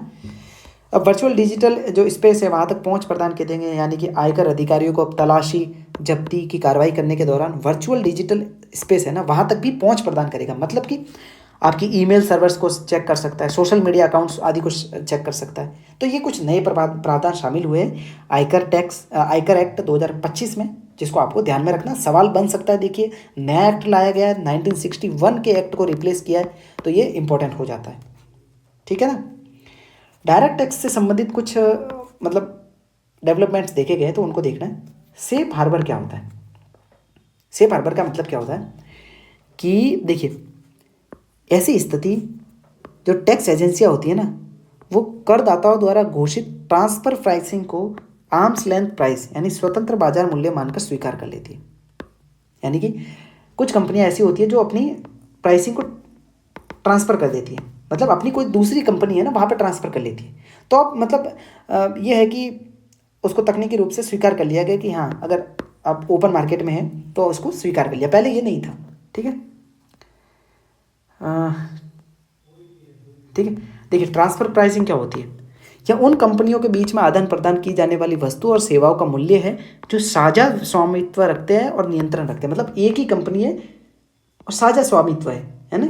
ये कंपनी ये है, दो तीन, इन तीनों कंपनियों का मालिक कौन है? एक आदमी, एक ही कंपनी। ठीक है, ठीक है। प्रतिभूति लेन देन कर, सिक्योरिटी ट्रांजैक्शन टैक्स एक प्रत्यक्ष कर है। आपको ये भी आता है सवाल में कि लिस्ट दे देंगे 1 2 3 4 5 6 7 टैक्स के टाइप लिख देंगे और बता देंगे कि इसमें से डायरेक्ट कौन सा है, या फिर पूछ लेंगे कि इसमें से इनडायरेक्ट टैक्स कौन सा है। ऐसे भी पूछ लेते हैं कि इसमें से कौन सा जीएसटी में शामिल नहीं है। ठीक है ना। तो इस तरीके के सवाल बनते हैं, तो आपको ये ध्यान रखना पड़ेगा करंट पढ़ते पढ़ते कि सवाल कहाँ से बनते हैं, तो उसी सेक्शन को आप अच्छे से पढ़ेंगे। ठीक है, आगे बढ़ते हैं। देखिए जीएसटी सुधार, जीएसटी 2.0 को मंजूरी मिली है। इसमें सुधार के देखिए जीएसटी कब लागू किया गया था? 101वां जो संविधान संशोधन एक्ट लागू हुआ था 2017 में। जितने भी इनडायरेक्ट टैक्स थे ना, इनको अब एक टैक्स में शामिल कर दिया, वो था जीएसटी, एक राष्ट्र एक टैक्स। समझ रहे हो? इसने 26 टाइप के टैक्स जो इनडायरेक्ट टैक्स थे, 13 सेस थे, उनको एकीकृत टैक्स में शामिल कर दिया। ठीक है, 3 मुख्य मतलब ये जीएसटी है, सीजीएसटी, एसजीएसटी और यूटीजीएसटी। ठीक है, जो आईजीएसटी होती है ना, वो होती है इंटर स्टेट जो भी व्यापार होते हैं, उसमें क्या होता है कि ये दोनों स्टेट को इस एक तरीके से जो भी जहाँ पे भी इसका उपभोग होता है ना, वहाँ पे इसको गंतव्य आधारित टैक्स है। मतलब आईजीएसटी लग गया, इंटर स्टेट बिजनेस हो गया, लेकिन जहाँ पे उपभोग हो रहा है वस्तु का उसको ये ट्रांसफ़र कर दिया जाता है। ठीक है, अब जीएसटी 2.0 में क्या क्या सुधार हुआ? प्रमुख रूप से नई टैक्स रेट्स को कर लिया गया शामिल। देखिए पहले 12%, 28% की दरों को समाप्त कर करें 5% और 18% के आसपास 2 टैक्स स्लैब लागू किए गए। ठीक है, और देखिए जो आवश्यक वस्तु है ना, जैसे तेजी से बिकने वाली जो वस्तु है, इस पर 18% से 5% कर दिया है टैक्स। जो स्वास्थ्य से रिलेटेड जितनी भी वस्तुएं थी ना, उसमें 18% से 5% कर दिया है। ठीक है, आर्थिक प्रेरक 28% से 18%, उसमें एसी हो गए, वॉशिंग मशीन हो गए, टीवी सेट्स हो गए। जो ट्रांसपोर्ट से रिलेटेड जितनी भी चीज़ें थी ना, उसमें 28% से 18% कर दिया। ठीक है, अब देखिए जीएसटी काउंसिल पे सवाल बन सकता है। पीवाई क्यूज में आप देखना जीएसटी काउंसिल पे सवाल बने। इसका मुख्यालय क्या है? नई दिल्ली में। देखिए संवैधानिक आधार क्या है? संविधान कहाँ पर जीएसटी को या फिर एक तरह से टैक्स को बताता है, या फिर जीएसटी को किस जो अनुच्छेद है उसमें शामिल किया गया? अनुच्छेद आर्टिकल 279A के अंतर्गत यह संबंधित विषयों पर निर्णय लेने वाली एक सर्वोच्च निकाय होगी। ठीक है, आर्टिकल 279 सब क्लॉज ए में उसकी मुख्य भूमिका क्या है जीएसटी काउंसिल की, कि जीएसटी की दरों, कर छूट, कर की सीमा कैसी कितनी होनी चाहिए, उन सारी चीज़ों पे तथा जितने भी विवाद होंगे ना जीएसटी से रिलेटेड, उन सब की अनुशंसाएं कौन करेगी? GST council. मतलब ये सारी तरीके से ये पूरा देख रेख कौन करेगी? GST council. बैठक है ना हर 3 महीने में होती है, हर 3 माह में एक बार होती है। ठीक है, और ये अनिवार्य होती है, मतलब आपको हर तीसरे महीने में एक बार मीटिंग करनी ही पड़ेगी। और इसको कौन, इसकी अध्यक्षता कौन करता है? फाइनेंस मिनिस्टर, है ना। और अन्य जो देखिए 3 तो होते हैं अपने, क्या कहते हैं, सॉरी, जो वित्त मंत्री होता है वो तो अध्यक्षता करेगा, और जो वोटिंग राइट्स होते हैं ना, वो 1/3 तो होते हैं केंद्र के पास और 3/4 किसके पास होते हैं? राज्यों के पास, है ना। जो राज्यों का जो बहुमत होगा ना, वो मतलब राज्यों के पास वोटिंग राइट्स है 3/4 और केंद्र के सरकार के पास है 1/3। और बहुमत के लिए 2/3 है राज्यों के पास, और बहुमत के लिए आपको कितना चाहिए? 3/4। ना तो राज्य सरकार या फिर राज्य के जितने भी सदस्य हैं वो अपने स्तर पर बहुमत निर्धारित कर सकते हैं, ना केंद्र अकेले। यानी कि संघवाद को बढ़ावा मिला है। अगर आपको पूछ ले पॉलिटी में कि जीएसटी संघवाद को बढ़ावा देता है, तो यस। क्यों? क्योंकि ये एक तरफा नहीं है, ये दोनों को मिला करके ही आप कोई भी रेट्स, कोई भी जो भी परिवर्तन होने वाला उसको डिसाइड कर सकते हैं। ठीक है, अगर सरकार खुद ऋण लेगी तो वो घाटे के रूप में अंकित होगी। लेकिन सरकार क्या करेगी? अपनी जो कंपनियां हैं ना, पीएसयूज वगैरह, उनके थ्रू ऋण लेंगी, जो कि है तो ऋण, आ तो सरकार के पास पैसा रहा है, लेकिन वो बजट के घाटे के रूप में नहीं दिखाया जाएगा, तो ये ऑफ बजट उधारियाँ होती है। ठीक है, ठीक है, आगे बढ़ते हैं। अब देखते हैं फाइनेंस मार्केट और पेमेंट सिस्टम को। ठीक है, देखिए भारत में वित्तीय बाजारों को दो तरीके से देखा जा सकता है, मनी मार्केट और कैपिटल मार्केट, मुद्रा बाजार और पूंजी बाजार। मनी मार्केट क्या है? ये अल्पकालिक होता है, शॉर्ट टाइम ऑफ पीरियड, यानी कि 1 साल से कम। ठीक है, अवधि क्या, 1 साल से कम। इसमें क्या होता है, जोखिम कम होता है, मतलब लिक्विडिटी इसकी काफ़ी ज़्यादा होती है। ठीक है, और इसको कौन रेगुलेट करता है? आरबीआई। कम टाइम के मार्केट को, 1 साल से कम अवधि के मार्केट को, जिसमें जोखिम बहुत कम होता है, लिक्विडिटी बहुत ज़्यादा होती है, उसको आरबीआई रेगुलेट करता है। ठीक है, पूंजी बाजार क्या है? ऐसा मार्केट जिसमें जो लॉन्ग टर्म जो सिक्योरिटीज़ होती है ना, उसमें निवेश किया जाता है, उसमें एसेट्स, लॉन्ग टर्म एसेट्स में निवेश किया जाता है, जो कि 1 साल से बड़ी अवधि के होते हैं। जो भी निवेश है ना, जोखिम बहुत उच्च होता है। क्यों? क्योंकि अस्थिर होती है, लेकिन जो अपने क्या कहते हैं, उसका जो रिटर्न होता है ना, वो बहुत ज़्यादा होने की चांसेस रहते हैं। और उसके जो नियामक है ना, जो रेगुलेट है ना, वो कौन करता है? सेबी करता है। ठीक है, सेबी कौन? Security and exchange board of India. ठीक है, जो कि अपने क्या कहते हैं, स्टॉक मार्केट वगैरह जो भी होते हैं, उसको भी रेगुलेट कौन करता है? सेबी करता है। देखिए मुद्रा मार्केट का मेन उद्देश्य क्या है? मुद्रा मार्केट का मेन उद्देश्य है बैंकों, सरकार एवं जो बड़े कॉरपोरेट्स हैं ना, उनके लिए अस्थायी रूप से नकदी संकट, यानी जो भी पैसा है, जो उनके पास में कैश में जो भी पैसा है, उसके संकट का समाधान प्रस्तुत करना। ठीक है, यह है मुद्रा मार्केट का उद्देश्य। कैपिटल मार्केट का उद्देश्य क्या है? जो निवेशक है, म्यूचुअल फंड है ना, एफआईआई है, मतलब जो फॉरेन इन्वेस्टर्स है, उनके लिए पूंजी निर्माण करना, उनकी संपत्ति को संरक्षित करना। पूंजी मार्केट सिंपल से समझिए, आपने अगर 10 रुपये लगाए हैं तो आपको साल भर में 20 रुपये मिल जाएंगे, मतलब आपको प्रॉफिट होने वाला है इन फ्यूचर। तो वो क्या होता है? पूंजी बाजार। समझ गए? अब देखिए, एक एक चीज़ को अच्छे से ध्यान से पढ़ना है। अगर ये कंसेप्ट आपके क्लियर हो गए तो आपको बाद में दिक्कत ज़्यादा आने वाली नहीं है, समझ लो। ठीक है ना? अब देखिए मुद्रा बाजार में कौन कौन से उपकरण है? ट्रेजरी बिल, कॉल मनी, वाणिज्यिक पत्र यानी कमर्शियल लेटर, और डिपॉजिट जो सर्टिफिकेट होते हैं। ठीक है, अब इसको एक एक रूप में समझते हैं, एक एक चीज़ों को समझते हैं। ये सब मनी मार्केट के इंस्ट्रूमेंट है, समझ लेना, कम टाइम ऑफ पीरियड के लिए। ट्रेजरी बिल, कॉल मनी, वाणिज्यिक पत्र और जमा पत्र। देखिए ट्रेजरी बिल क्या होता है? आरबीआई द्वारा जो शॉर्ट टर्म के लिए ऋण हेतु जो प्रतिभूतियाँ जारी की जाती है, मतलब मान लीजिए, देखिए सरकार के पास पैसा नहीं है, समझ गए? अब वो क्या करेगा? सिक्योरिटीज इशू करता है। सरकार डायरेक्ट नहीं करती है, क्योंकि सरकार का ही बैंक है आरबीआई। आरबीआई सरकार की ओर से सिक्योरिटीज इशू करती है, आम आदमी खरीदता है उसको, जो मतलब कंपनियां वगैरह सभी खरीदती है उसको।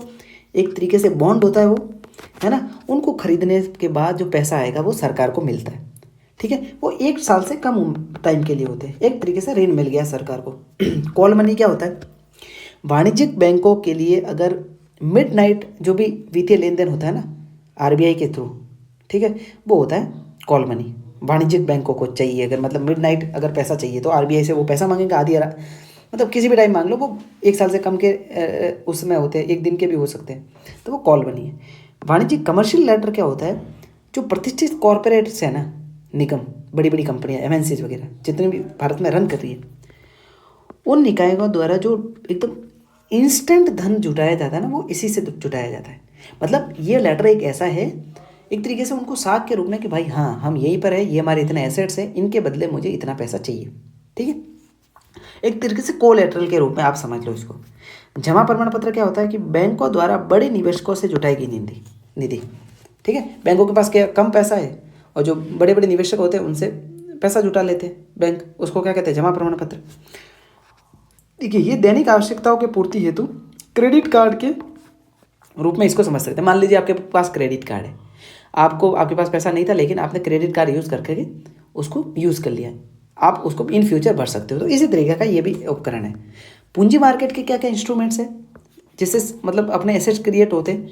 एक तो होता है प्राथमिक बाजार, ये 2 टाइप के होते हैं, एक द्वितीयक बाजार होता है, प्राइमरी मार्केट और सेकेंडरी मार्केट। प्राइमरी मार्केट में अगर किसी कंपनी को पैसा चाहिए, ठीक है, प्राइमरी मार्केट से पूंजीगत निवेश के रूप में, ठीक है, तो वो आईपीओ लॉन्च करते हैं, जैसे जोमेटो का आईपीओ आप समझ लो। वो डायरेक्ट मार्केट से, प्राइमरी मार्केट से उठाए, आम आदमी से, आम लोगों से ये पैसा उठाया गया, ठीक है। सेकेंडरी मार्केट क्या है? स्टॉक एक्सचेंज में वो जब कोई कंपनी लिस्ट हो जाती है उसके बाद में स्टॉक से जो शेयर लिस्ट हो जाते हैं, तो शेयरों की जो मार्केट में लेन देन होती है ना, मान लो मेरे पास किसी कंपनी के 10 शेयर हैं और उसको प्रॉफिट में मैंने 10% प्रॉफिट में दूसरों को बेच दिए, तो वो होता है द्वितीयक मार्केट, जिसमें मतलब शेयर लिस्ट होने के बाद में जो लेन देन होता है ना वो, ठीक है। इसमें शेयर हो सकता है, बॉन्ड होता है, डिबेंचर होता है, समझ रहे हो। और दीर्घकालिक परिसंपत्ति निर्माण के लिए इसको होम लोन के रूप में माना जा सकता है, ठीक है। ठीक है ठीक है ठीक है ठीक है, आगे बढ़ते हैं। सेबी, सेबी कौन है? Security and exchange board of India. सुर्खियों में क्या था, क्यों था ये? क्योंकि ये मतलब कुछ जैसे विनियम थे उनके, तो उसमें थोड़ी सी ढील दी गई है, लचीलापन लाया गया है। अब सेबी के बारे में पढ़ते, देखिए कुछ न्यूज़ तो ज़्यादा इंपॉर्टेंट नहीं थी। सेबी क्या है? इसकी स्थापना हुई थी 1988 में, और 1992 के एक्ट से फिर इसको एक वैधानिक निकाय के रूप में बनाया गया, ठीक है। एक्ट के थ्रू इसको लागू किया गया, तो फिर वे एक विधायिक निकाय बन गई, ठीक है। स्थापना 1998 में हुई थी। जो भी इन्वेस्टर्स हैं इनके हितों की रक्षा करना, ठीक है, विनियमित करना मार्केट को, सही तरीके से पारदर्शिता लाना। देखिए ये पूछ सकता है कि सेबी के पास प्रवर्तन और जांच से संबंधित शक्तियाँ हैं, यानी वो जांच कर सकती है अगर सही तरीके से शेयर लिस्ट हुए या फिर उसमें जो लेन देन हो रहा है पारदर्शिता है या नहीं है, ठीक है। ठीक है, आगे बढ़ते हैं। देखिए सेबी ने कुछ मतलब निर्णय लिए, कुछ फ्रेमवर्क लागू किए। स्वागत एफआई, ये क्या है? एक सिंगल विंडो ऑटोमेटिक एवं generalise access for trusted foreign investors, है ना। फॉरेन इन्वेस्टर्स को एक मतलब सिंगल विंडो सब क्लियरेंस मिल जाए, पूरा एक्सेस मिल जाए, ठीक है। ट्रस्टेड जो फॉरेन इन्वेस्टर्स है ना उनके लिए तो सिंपल है। स्वागत एआई क्या है? इन्वेस्टर्स जो फॉरेनर इन्वेस्टर्स हैं उनको एक ऑटोमेटिक सिंगल विंडो प्रदान करना, सिंपल, ठीक है। ठीक है, कुछ टर्मिनोलॉजीज न्यूज़ में थी सेबी से रिलेटेड। देखिए वैकल्पिक निवेश कोष, अल्टरनेट इन्वेस्टमेंट फंड्स क्या है? AIFs क्या है? भारत में पंजीकृत फंड आधारित संस्था है जो निजी रूप से निवेश को जुटाती है, समझ रहे हो। मतलब भारत में रजिस्टर्ड फंड आधारित एक संस्था है जो लोगों से निजी रूप में निवेशों को जुटाती है ना। और जैसे देखिए AIF में स्वामी फंड जो है ना वो भारत सरकार द्वारा एक समर्थित निधि है, ठीक है। और इसमें मतलब AIF में जैसे वेंचर कैपिटल्स हो गए, ठीक है, जो स्मॉल इन्वेस्टर्स होते हैं, स्मॉल जो इन्वेस्टर्स होते हैं जो किसी दूसरे जो व्यवसाय है उनको सहयोग दे रहे हैं, ठीक है। एक तरीके से ये सारी चीज़ें AIF में आएगी। हेज फंड है, ठीक है, पब्लिक इक्विटी फंड है, ये सारी चीज़ें। इक्विटी डेरिवेटिव्स क्या है? देखिए डेरिवेटिव्स क्या होता है? ट्रेडिंग बाजार का एक वित्तीय उत्पाद है, मतलब इसका मूल्य इंडेक्स में यानी कि अंडरलाइंग एसेट्स के रूप में उसके मूल्य तय होता है, ठीक है। फ्यूचर्स और ऑप्शंस कारोबार किए जाने वाले सबसे आम इक्विटी डेरिवेटिव्स आप देखा होगा शेयर मार्केट में, ठीक है ना। ऑप्शंस और फ्यूचर्स जो बिजनेस होते हैं, ठीक है। फ्रंट रनिंग क्या होता है? देखिए फ्रंट रनिंग एक गैर कानूनी प्रथा है। किस चीज़ में? कि यदि कोई व्यक्ति या फिर ब्रोकर पहले से कोई गुप्त जानकारी उसको पता है, ठीक है, और उसका फ़ायदा उठा करके शेयरों की खरीद बिक्री करता है, उसको बेचता है, खरीदता है, उसको अंदर से मान लो इनसाइड न्यूज़ मिल गई कि इसका इस शेयर की कीमत बढ़ने वाली है इन फ्यूचर, तो वो पहले से खरीद के रखेगा और जैसे शेयर की कीमत बढ़ जाएगी वो बेच देगा। और किसी चीज़ शेयर की मान लो कीमत गिरने की उसको आसार है, उसको इनसाइड न्यूज़ मिल गई तो वो पहले उसको बेच देगा, जिसकी वजह से उसको घाटा नहीं होगा, ठीक है। और ये मतलब ये जो प्रथा है वो गैर कानूनी है, तो इसको फ्रंट रनिंग कहते हैं। एक बार मतलब ध्यान रखना थोड़ा। गिफ्ट सिटी क्या है? देखिए किसी भी देश की टेरिटरी में ऐसा एरिया जहाँ पर उस राष्ट्र के कोई कानून नहीं लागू होंगे, समझ रहे हो। मतलब एक तरीके से सब फ्री इन द सेंस कि वो जो उस राष्ट्र के कायदे कानून है उससे बाहर का क्षेत्र।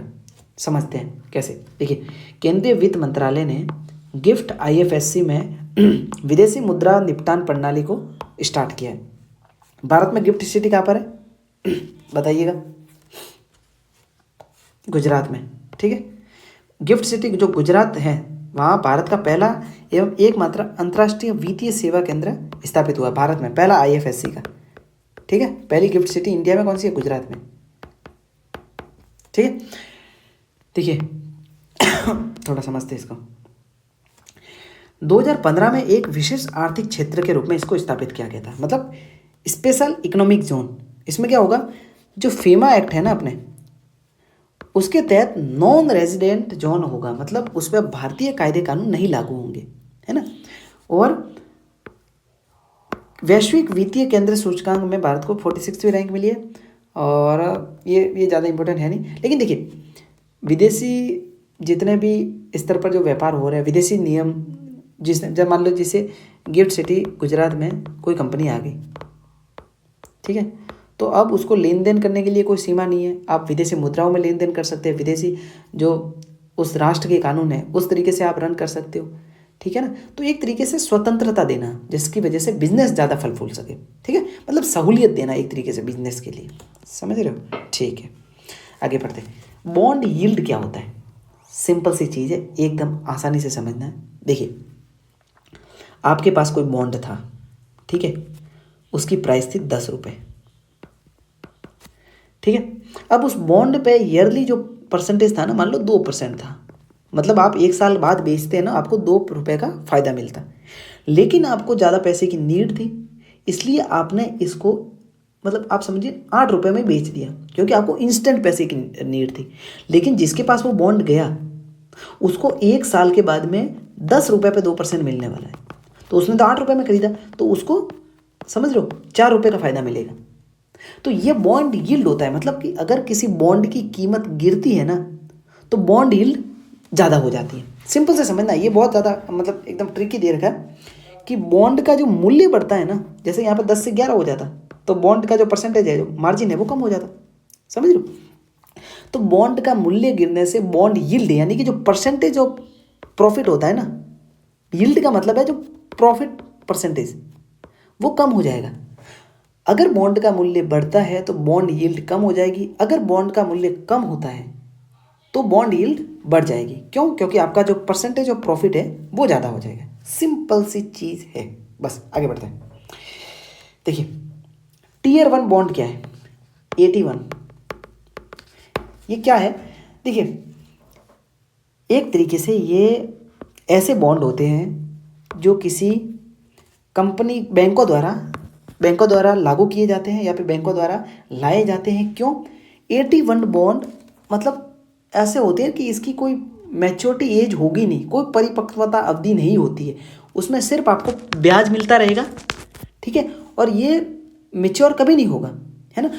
निश्चित अवधि के भीतर किसी मतलब एक तो ये परिसंपत्ति लिखित होता है, ठीक है। 81 बॉन्ड अपनी पूंजी पर्याप्तता अनुपात के रूप में पूरा करने के लिए जारी करते हैं, मतलब कि आपको एक तरीके से सिक्योरिटी है। अगर आपने किसी भी तरीके का मिसमैच किया, ठीक है, आपके ऊपर वित्तीय संकट पैदा होता है, तो इन बॉन्ड के माध्यम से उसको पूरा किया जाता है। ठीक है, ये एक तरीके से जुर्माना टाइप में हो सकता है बैंकों के ऊपर। ठीक है ना, 1 मिनट में पानी पी लेता हूँ दोस्तों।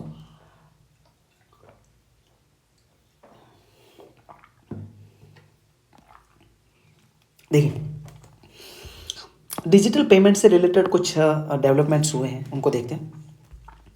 पेमेंट रेगुलेटरी बोर्ड थोड़ा सुर्खियों में था। क्यों? क्योंकि आरबीआई ने पेमेंट एंड सेटलमेंट एक्ट 2007 के तहत जो पेमेंट रेगुलेटरी बोर्ड्स हैं ना, उनका गठन किया 2007 से। ठीक है, ये बोर्ड क्या होते हैं? इसके अध्यक्ष आरबीआई के गवर्नर होते हैं, ठीक है, और उप गवर्नर वगैरह इनके सारे सदस्य होते हैं। ये सारी चीज़ें जानने की जरूरत नहीं है। देखिए बैठक वर्ष में कम से कम 2 बार करना अनिवार्य है। जैसे मतलब ऐसे एलिमिनेट करते हैं ना कि अनिवार्य आ गया मतलब गलत होगा, नहीं, 2 बार बैठक अनिवार्य है। जीएसटी काउंसिल में हर 3 महीने बाद एक बैठक होनी चाहिए। ठीक है ना। अब देखिए 2000 एक्ट का ये पेमेंट एंड सेटलमेंट एक्ट क्या कहता था? देखिए मैनुअल क्लियरिंग को लेकर के आरटीजीएस, नेफ्ट जैसे इलेक्ट्रॉनिक हस्तांतरण तो सभी प्रणालियाँ शामिल की गई इसमें, सारी चीज़ें, ये ज़्यादा जरूरी नहीं है। आगे बढ़ते हैं अपन। यूपीआई क्या है? Unified payment interface. हाल ही में ये न्यूज़ में क्यों था? क्योंकि भारत के प्रधानमंत्री ने नामीबिया की यात्रा की थी और इसी दौरान नामीबिया ने रियल टाइम में भुगतान, डिजिटल भुगतान के लिए यूपीआई प्रणाली को अपनाने के लिए एक लाइसेंसिंग समझौते पर हस्ताक्षर किया है। ठीक है, मतलब नामीबिया में भी यूपीआई अब चलेगा। आप यूपीआई में जाके वहाँ पे पेमेंट कर सकते हो। यूपीआई को 2016 में एनपीसीआई ने लॉन्च किया था। एनपीसीआई क्या है? भारतीय राष्ट्रीय भुगतान निगम, है ना, national payment council of India. ठीक है, ये एक मतलब एक टाइप से इंस्टेंट पेमेंट सिस्टम है एक तरीके से। ठीक है, इसकी देखिए ज़्यादा इसमें डिटेल में नहीं जाना है, मतलब क्या चीज़ें हैं, लेकिन हाल ही में एनपीसीआई ने प्रति यूपीआई लेनदेन की सीमा को बढ़ाकर के 5 लाख रुपए तथा 24 घंटे की संचयी सीमा 10 लाख रुपए तक कर दी। मतलब आप 24 घंटे में 10 लाख रुपए तक का पेमेंट कर सकते हैं यूपीआई के थ्रू। ठीक है, एनपीसीआई एक पूर्ण स्वामित्व वाली सहायक कंपनी है। एनआईपीएल एनपीसीआई के पूर्ण स्वामित्व वाली कंपनी है और भारत के बाहर में रुपए और यूपीआई के प्रसार को बढ़ाने के लिए 2020 में स्थापित एनआईपीएल, देखिए एनआईपीएल क्या है, एक कंपनी स्थापित की है अंडर एनपीसीआई। और ये क्या करेगी? भारत के बाहर जब जहाँ जहाँ भी जिस भी देश में यूपीआई को लागू करना है ना, तो बस यही संस्था सारी चीज़ें देखेगी। बस सिंपल समझ है, एनआईपीएल। ठीक है, बॉम्बे स्टॉक एक्सचेंज के 150 साल पूरे हो चुके हैं, तो थोड़ा इंपॉर्टेंट हो जाता है। इसकी स्थापना 1875 में the native share and stock brokers association के रूप में हुई थी। और बीएसई एशिया का पहला स्टॉक एक्सचेंज था। ठीक है, आ जाएगा विश्व का पहला था तो भाई गलत हो जाएगा, एशिया में पहला था बीएसई स्टॉक एक्सचेंज। खरीद बिक्री में लगने वाले समय के मामले में ये दुनिया का सबसे तेज स्टॉक एक्सचेंज भी है। ठीक है, 2017 में बीएसई शेयर बाजार में सूचीबद्ध होने वाला लिस्टेड भारत का पहला स्टॉक एक्सचेंज बना। ठीक है, ठीक है, आगे बढ़ते हैं। तो देखिए वित्तीय बाजार तो हो गया पूरा दोस्तों। अब अपन देखते हैं external sector of India, FDI बना है। एफडीआई देखिए, एफडीआई क्या है? कोई भी विदेशी इन्वेस्टमेंट अगर इंडिया में आता है, अगर वो 10% तक है या फिर उससे कम है, तो वो होगा एफपीआई। इसका मतलब क्या है? शॉर्ट टर्म में आपको लाभ कमाना है और निकल जाना है। ठीक है, एफडीआई क्या होगा? एफडीआई सिंपल सी चीज़ क्या है? एफडीआई ये है कि 10% से ज़्यादा का इन्वेस्टमेंट अगर कोई कंपनी किसी दूसरी कंपनी में कर रही है, इसका मतलब क्या है कि वो प्रॉफिट के साथ में रेगुलेट भी करेगी उसको। ठीक है, उसका उद्देश्य क्या है? भविष्य में बहुत बड़ा उद्देश्य है, वो ये सोच के चलेगी कि इससे प्रॉफिट भी कमाना है और इसको रेगुलेट करके इन फ्यूचर इसका मतलब मालिकाना हक भी वो प्राप्त कर सकते हैं। ठीक है ना। अब देखिए यही पूरा डिटेल में दे रखा है, पूरा समझाएंगे ये कि भाई क्या है एफडीआई वगैरह। देखिए एफडीआई दीर्घकालिक प्रतिबद्धता होती है, यानी कि 10% से ज़्यादा और 1 साल से ज़्यादा, वर्षों दशकों के लिए। अल्पकालिक एफपीआई होता है जो कि कुछ दिनों महीनों के लिए होता है और 10% से कम का इन्वेस्टमेंट होता है किसी कंपनी में। ठीक है, यही सारी चीज़ें। देखिए पूंजी स्थिरता पर क्या प्रभाव पड़ेगा, है ना, और मार्केट पे क्या प्रभाव पड़ेगा। देखिए दोनों चीज़ों को समझते हैं।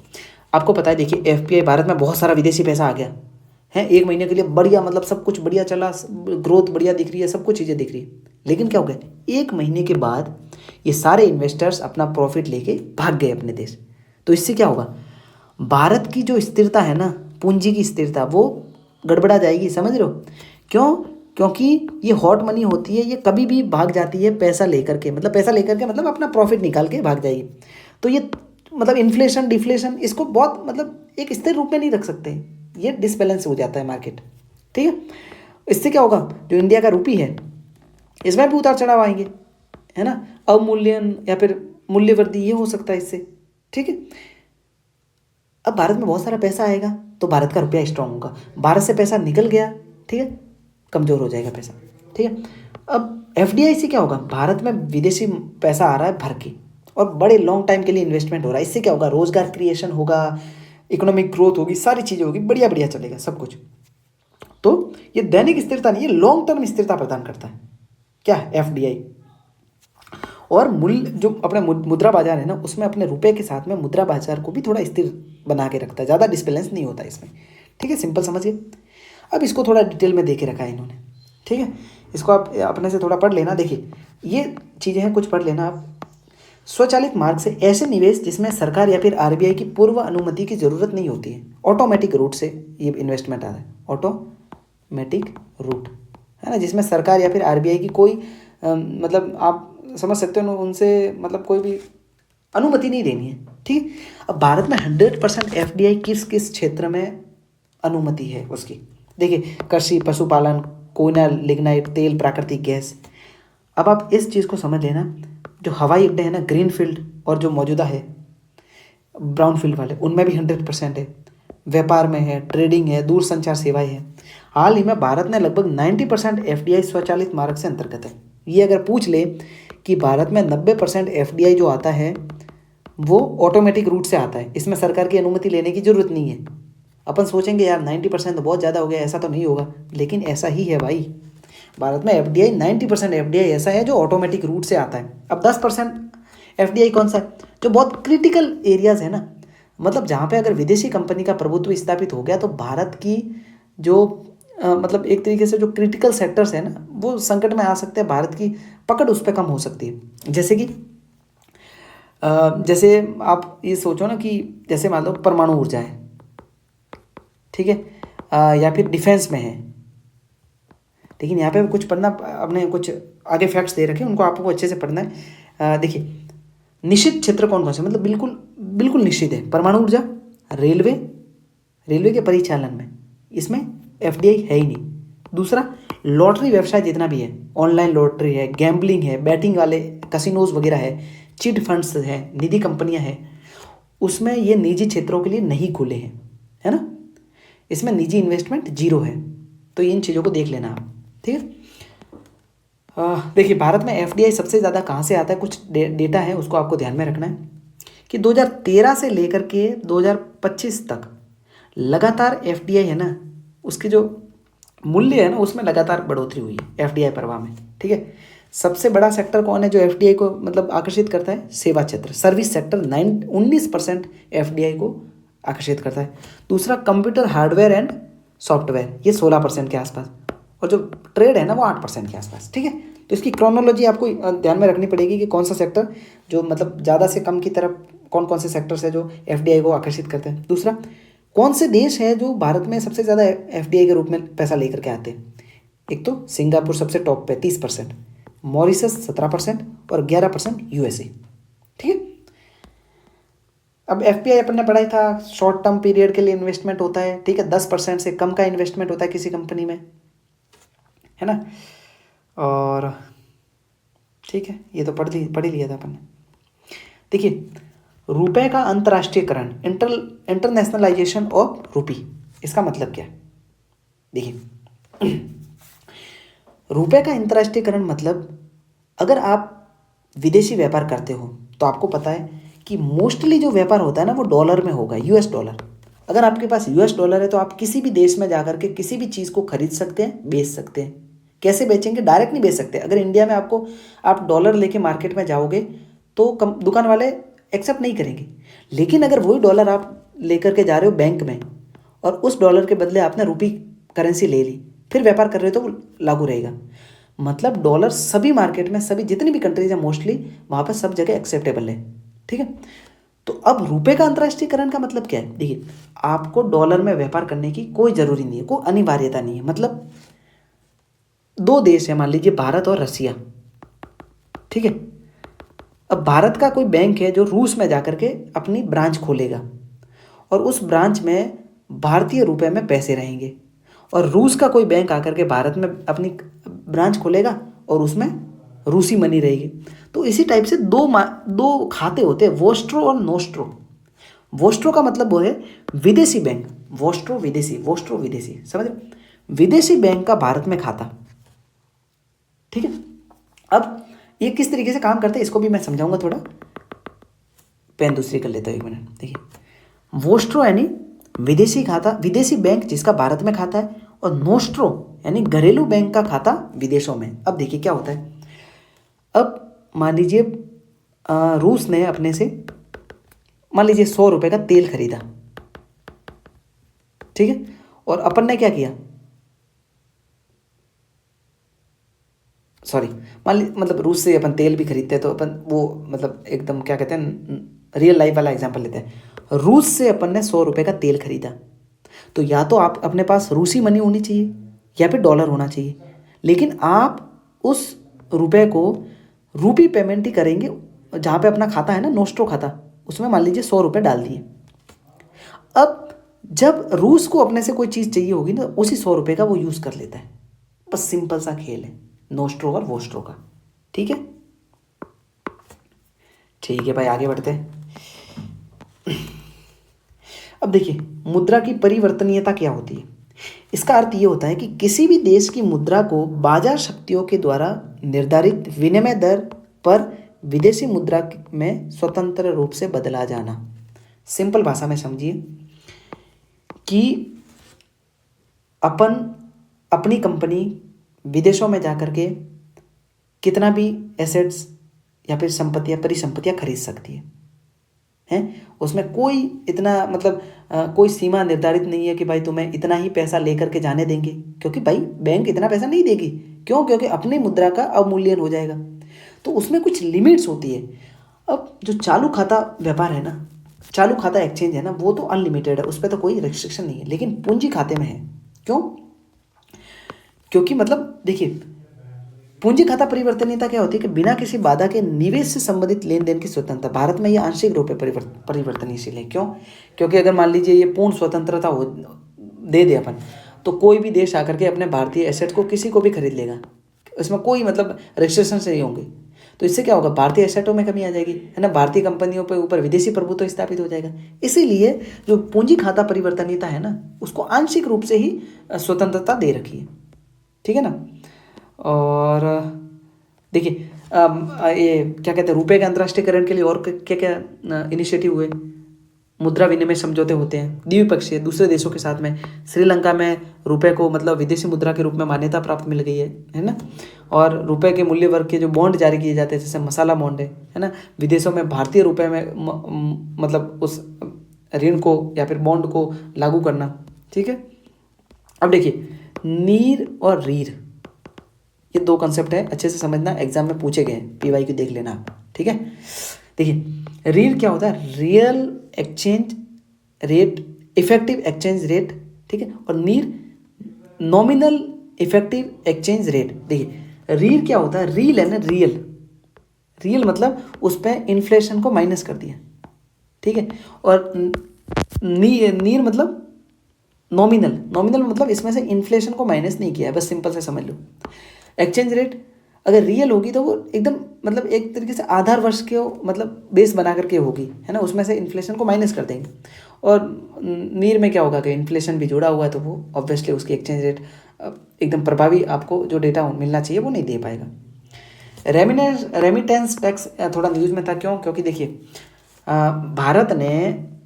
भारत के ऊपर जो USA में है ना, USA में क्या हुआ है कि जो USA से जो बाहर जितना भी रेमिटेंस भेजा जाता था ना, उस पर अब 3.5% का टैक्स लग चुका है दोस्तों।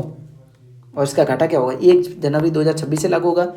अब भारत के लिए जो सबसे टॉप 5 देश है ना जहाँ से रेमिटेंस मिलता है इंडिया को, उसमें टॉप पे है अमेरिका 28% के आसपास, UAE और फिर आता है UK। तो ये सीक्वेंस याद रख लेना, USA, UAE और फिर UK। ठीक है। ये 3 देश है जहाँ से सबसे ज़्यादा पैसा इंडिया में आता है। भारत के शीर्ष 3 प्राप्तकर्ता राज्य कौन से? सबसे ज़्यादा महाराष्ट्र में आता है, उसके बाद केरल और तमिलनाडु। ठीक है, ये चीज़ें थोड़ी ध्यान रखना। 2024 में रेमिटेंस प्राप्त करने वाले देशों की सूची में भारत टॉप पर है और दूसरे स्थान पर कौन सा है? मैक्सिको। और इंडिया ने $100 बिलियन को भी क्रॉस कर दिया। ठीक है। ठीक है भाई, देखिए ये इसका फ़ायदा क्या हो सकता है? व्यापार घाटे को कम कर सकते हैं, क्योंकि अपने पास विदेशी मुद्रा आ रही है, डॉलर अपने पास आ रहे हैं बढ़िया तरीके से। तो आपको मतलब समझ रहे हो कि आप जब आपकी वित्तीय स्थिति थोड़ी कमज़ोर हो जाती है, आपकी मुद्रा थोड़ी कम हो जाती है, तो उस डॉलर के माध्यम से आप अपनी मुद्रा को स्थिरता प्रदान कर सकते हैं। जैसे कि रुपए का मूल्य काफ़ी गिर गया है और आपके पास आप बॉन्ड अमेरिकी मुद्रा को मार्केट में बेच दो, तो अमेरिकी मुद्रा की तुलना में इंडिया का जो रुपये है वो स्ट्रांग हो जाएगा। क्यों? क्योंकि अमेरिकी जो डॉलर है उसकी मार्केट में ज़्यादा पहुंच होगी, मतलब मार्केट में उसकी मात्रा ज़्यादा होगी। देखिए सिंपल सी बात क्या है, कोई भी करेंसी है ना, मार्केट में जितनी ज़्यादा होगी उसकी वैल्यू उतनी कम होगी। क्यों? क्योंकि आसानी से सबको उपलब्ध है। लेकिन जैसे ही किसी मुद्रा की मार्केट में उपस्थिति कम हो जाती है ना, मार्केट में कम वो रुपया है या फिर कोई भी करेंसी कम मात्रा में है, तो उसकी वैल्यूएशन है ना, उसकी मूल्य बढ़ जाता है। सिंपल सा समझना है आपको बस। ठीक है। अब देखिए फ्री ट्रेड एग्रीमेंट्स क्या होते हैं। अभी हाल ही में EU के साथ में अपना फ्री ट्रेड एग्रीमेंट हुआ है। कुछ जैसे कोई भी देश आपस में समझौते करते हैं, द्विपक्षीय समझौते होते हैं, ठीक है, FTAs होते हैं। ऐसे ही मतलब ये बढ़ता जाता है। रिस्ट्रिक्शन जितनी कम होगी वो एग्रीमेंट्स उसी तरीके से काम करते हैं। अपन लास्ट में देखेंगे भी कि किस तरीके से मार्केट ये होते हैं। देखिए, भारत और यूके ने 3 वर्षों की औपचारिक वार्ताओं के बाद एक एफटीए को साइन किया, ठीक है। और अब हाल ही में ईयू के साथ में भी अपने एफटीए साइन हो चुका है, ठीक है। दोनों देशों ने देखिए डबल कंट्रीब्यूशन कन्वेंशन पर भी सहमति व्यक्त करी है। सामाजिक सुरक्षा समझौता हुआ है, ठीक है। और वो आवागमन करने वाले कर्मचारी, नियोक्ता और ये सारी चीज़ें, सामाजिक सुरक्षा अंशदान तक इसको विस्तारित किया गया है, ठीक है। दूसरा क्या है, यूके इमिग्रेशन हेल्थ सरचार्ज का भुगतान करना भी अब अनिवार्य रहेगा, ठीक है। अब इसकी मुख्य विशेषता क्या है कि लगभग शून्य शुल्क मार्केट पहुंच मिल गई है अपने इंडिया को। 99% भारतीय निर्यात पर यूके बाजार में 0% ड्यूटी होगी लगभग। और भारत में जो यूके का जो भी सामान आएंगे उस पर 90% के आसपास, मतलब भारत को अराउंड 9% का तो फायदा ही है ना। भारत का 99% सामान फ्री में बिक रहा है यूएसए में, सॉरी यूके में, और यूके का 90% सामान भारत में फ्री बिक रहा है, ठीक है ना। फ्री मतलब कोई भी टैक्स नहीं है उस पर। फ्री मतलब ऐसा नहीं है कि 0 रुपये में बेच रहे हैं सब लोगों को, उस पर कोई टैक्स नहीं है, ठीक है। एफटीए क्या होता है, सिंपल से समझना कि 2 या 2 से अधिक देशों के बीच में ये तय किया जाता है कि आपसी व्यापार जितना भी होगा ना उसमें कुछ सीमा शुल्क यानी कस्टम ड्यूटी नहीं लगेगी, और किसी भी प्रकार का जो दूसरा जो शुल्क लगते थे ना वो नहीं लगेंगे। मतलब सभी बाधाओं से एक तरीके से मुक्त व्यापार, ठीक है ना। उसमें वस्तुएं, सेवाएं, जो आईपीआर जैसे मुद्दे हैं, इंटेलेक्चुअल प्रॉपर्टी राइट्स जैसे मुद्दे भी शामिल किए जाते हैं। देखिए, अब ये समझना है कि किस तरीके से ये काम करते हैं।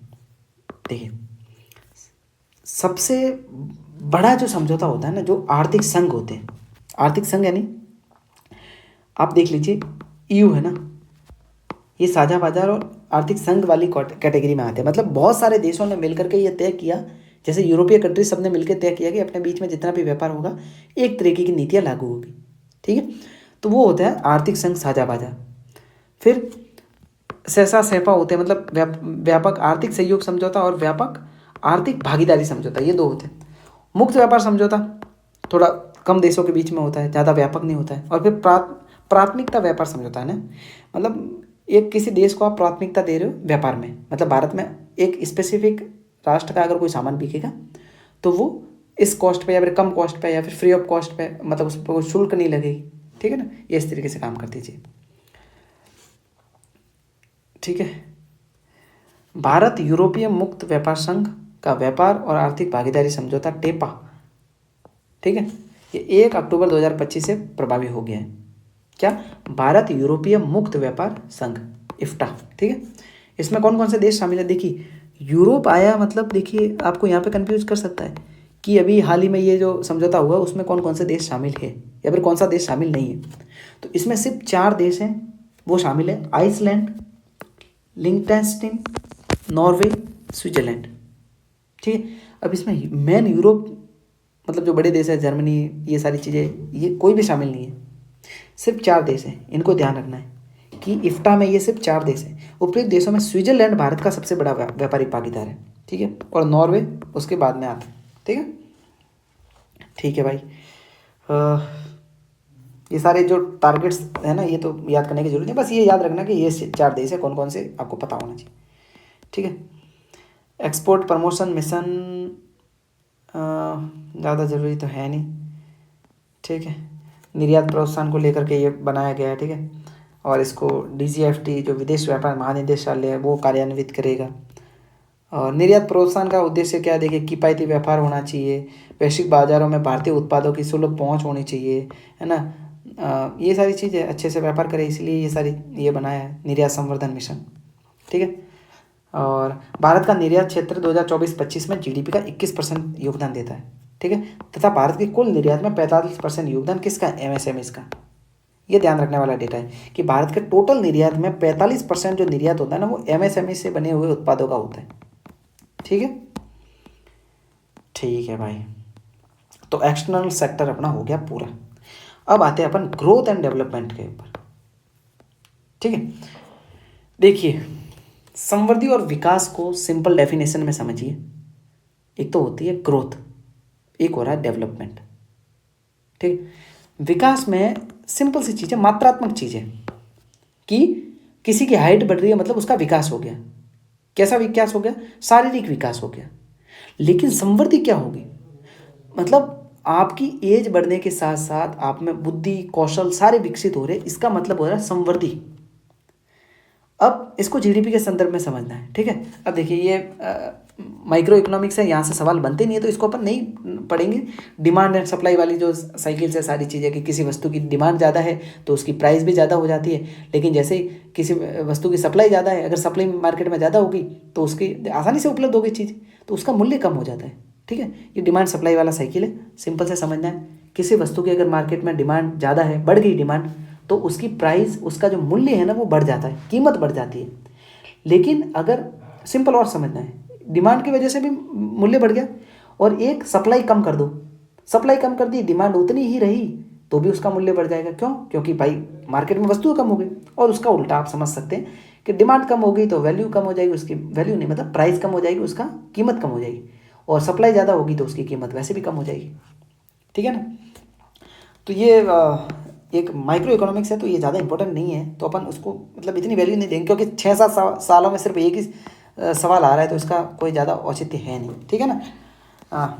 फिर भी देख लेते हैं। देखिए नहीं यार नहीं पढ़ते, क्यों टाइम वेस्ट करना, ठीक है। उत्पाद मूल्य सूचकांक, प्रोड्यूसर प्राइस इंडेक्स, देखिए क्या है। यह उन वस्तुओं और सेवाओं की कीमतों में औसत बदलाव को मापता है जो घरेलू बाजार में बेची जाती है, निर्यात की जाती है और जिनकी कीमत उत्पादकों को प्राप्त होती है। समझ गए? मतलब उन वस्तुओं और सेवाओं की कीमतों में औसत बदलाव को देखती है जो घरेलू बाजारों में सिंपली बिक रही है, ठीक है ना। अब WPI की जगह जो PPI है ना, उसकी आवश्यकता को देखा गया है। देखिए WPI क्या था? होलसेल प्राइस इंडेक्स, यानी होलसेल स्तर पर जितने भी मतलब चीज़ें हैं ना, उसमें जो प्राइस निर्धारित होता था उसमें क्या होता था, टैक्स नहीं लगता था, होलसेल में टैक्स नहीं लगता है ना। तो उसकी जगह अब PPI को लाने की शुरुआत करी रहे। क्यों क्यों क्यों? क्योंकि WPI में एक ही उत्पाद की दोहरी गणना की वजह से मल्टीपल गणना के पूर्वाग्रह लगते रहते थे, ठीक है ना। मल्टीपल गणना हो सकती थी WPI में। WPI में निर्यात और आयात शामिल नहीं है, WPI में सेवा क्षेत्र भी शामिल नहीं है। अगर पूछ ले कि WPI में इसमें से कौन कौन से शामिल नहीं है, स्टेटमेंट दे दे कि WPI में निर्यात और आयात को भी शामिल किया जाता है, नहीं भाई, WPI में निर्यात आयात नहीं होता है। WPI में सेवा क्षेत्र होता है, नहीं होता, ठीक है। अब भारत PPI को तरफ क्यों बढ़ रहा है? PPI क्या पढ़ लिया, प्रोड्यूसर प्राइस इंडेक्स, ठीक है, औसत बदलाव को नापता है। अब इसमें क्या होगा, अब WPI की जब PPI आ जाएगा तो PPI में टैक्स शामिल नहीं होते, समझ लेना। देखिए WPI में टैक्स शामिल नहीं होते, समझ लिए। इसमें इससे RBI को समझने में आसानी होगी कि महंगाई आखिरकार बढ़ किससे रही है, ठीक है। मान लीजिए किसी चीज़ पर टैक्स तो लग गया, उसकी वजह से वो महंगा हो गया, एक तो ये बात है। अगर किसी चीज़ पर टैक्स लग ही नहीं रहा है फिर भी उसमें महंगाई बढ़ रही है, इसका मतलब क्या, डिमांड सप्लाई वाली साइकिल समझ में आ जाएगी RBI को, या तो इसकी डिमांड बढ़ गई या फिर इसकी सप्लाई कम हो गई, समझ रहे हो, ये है बात।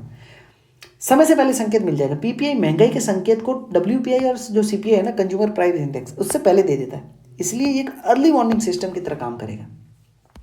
ये तीनों की तुलनात्मक रूप से विशेषताएं दे रखी है।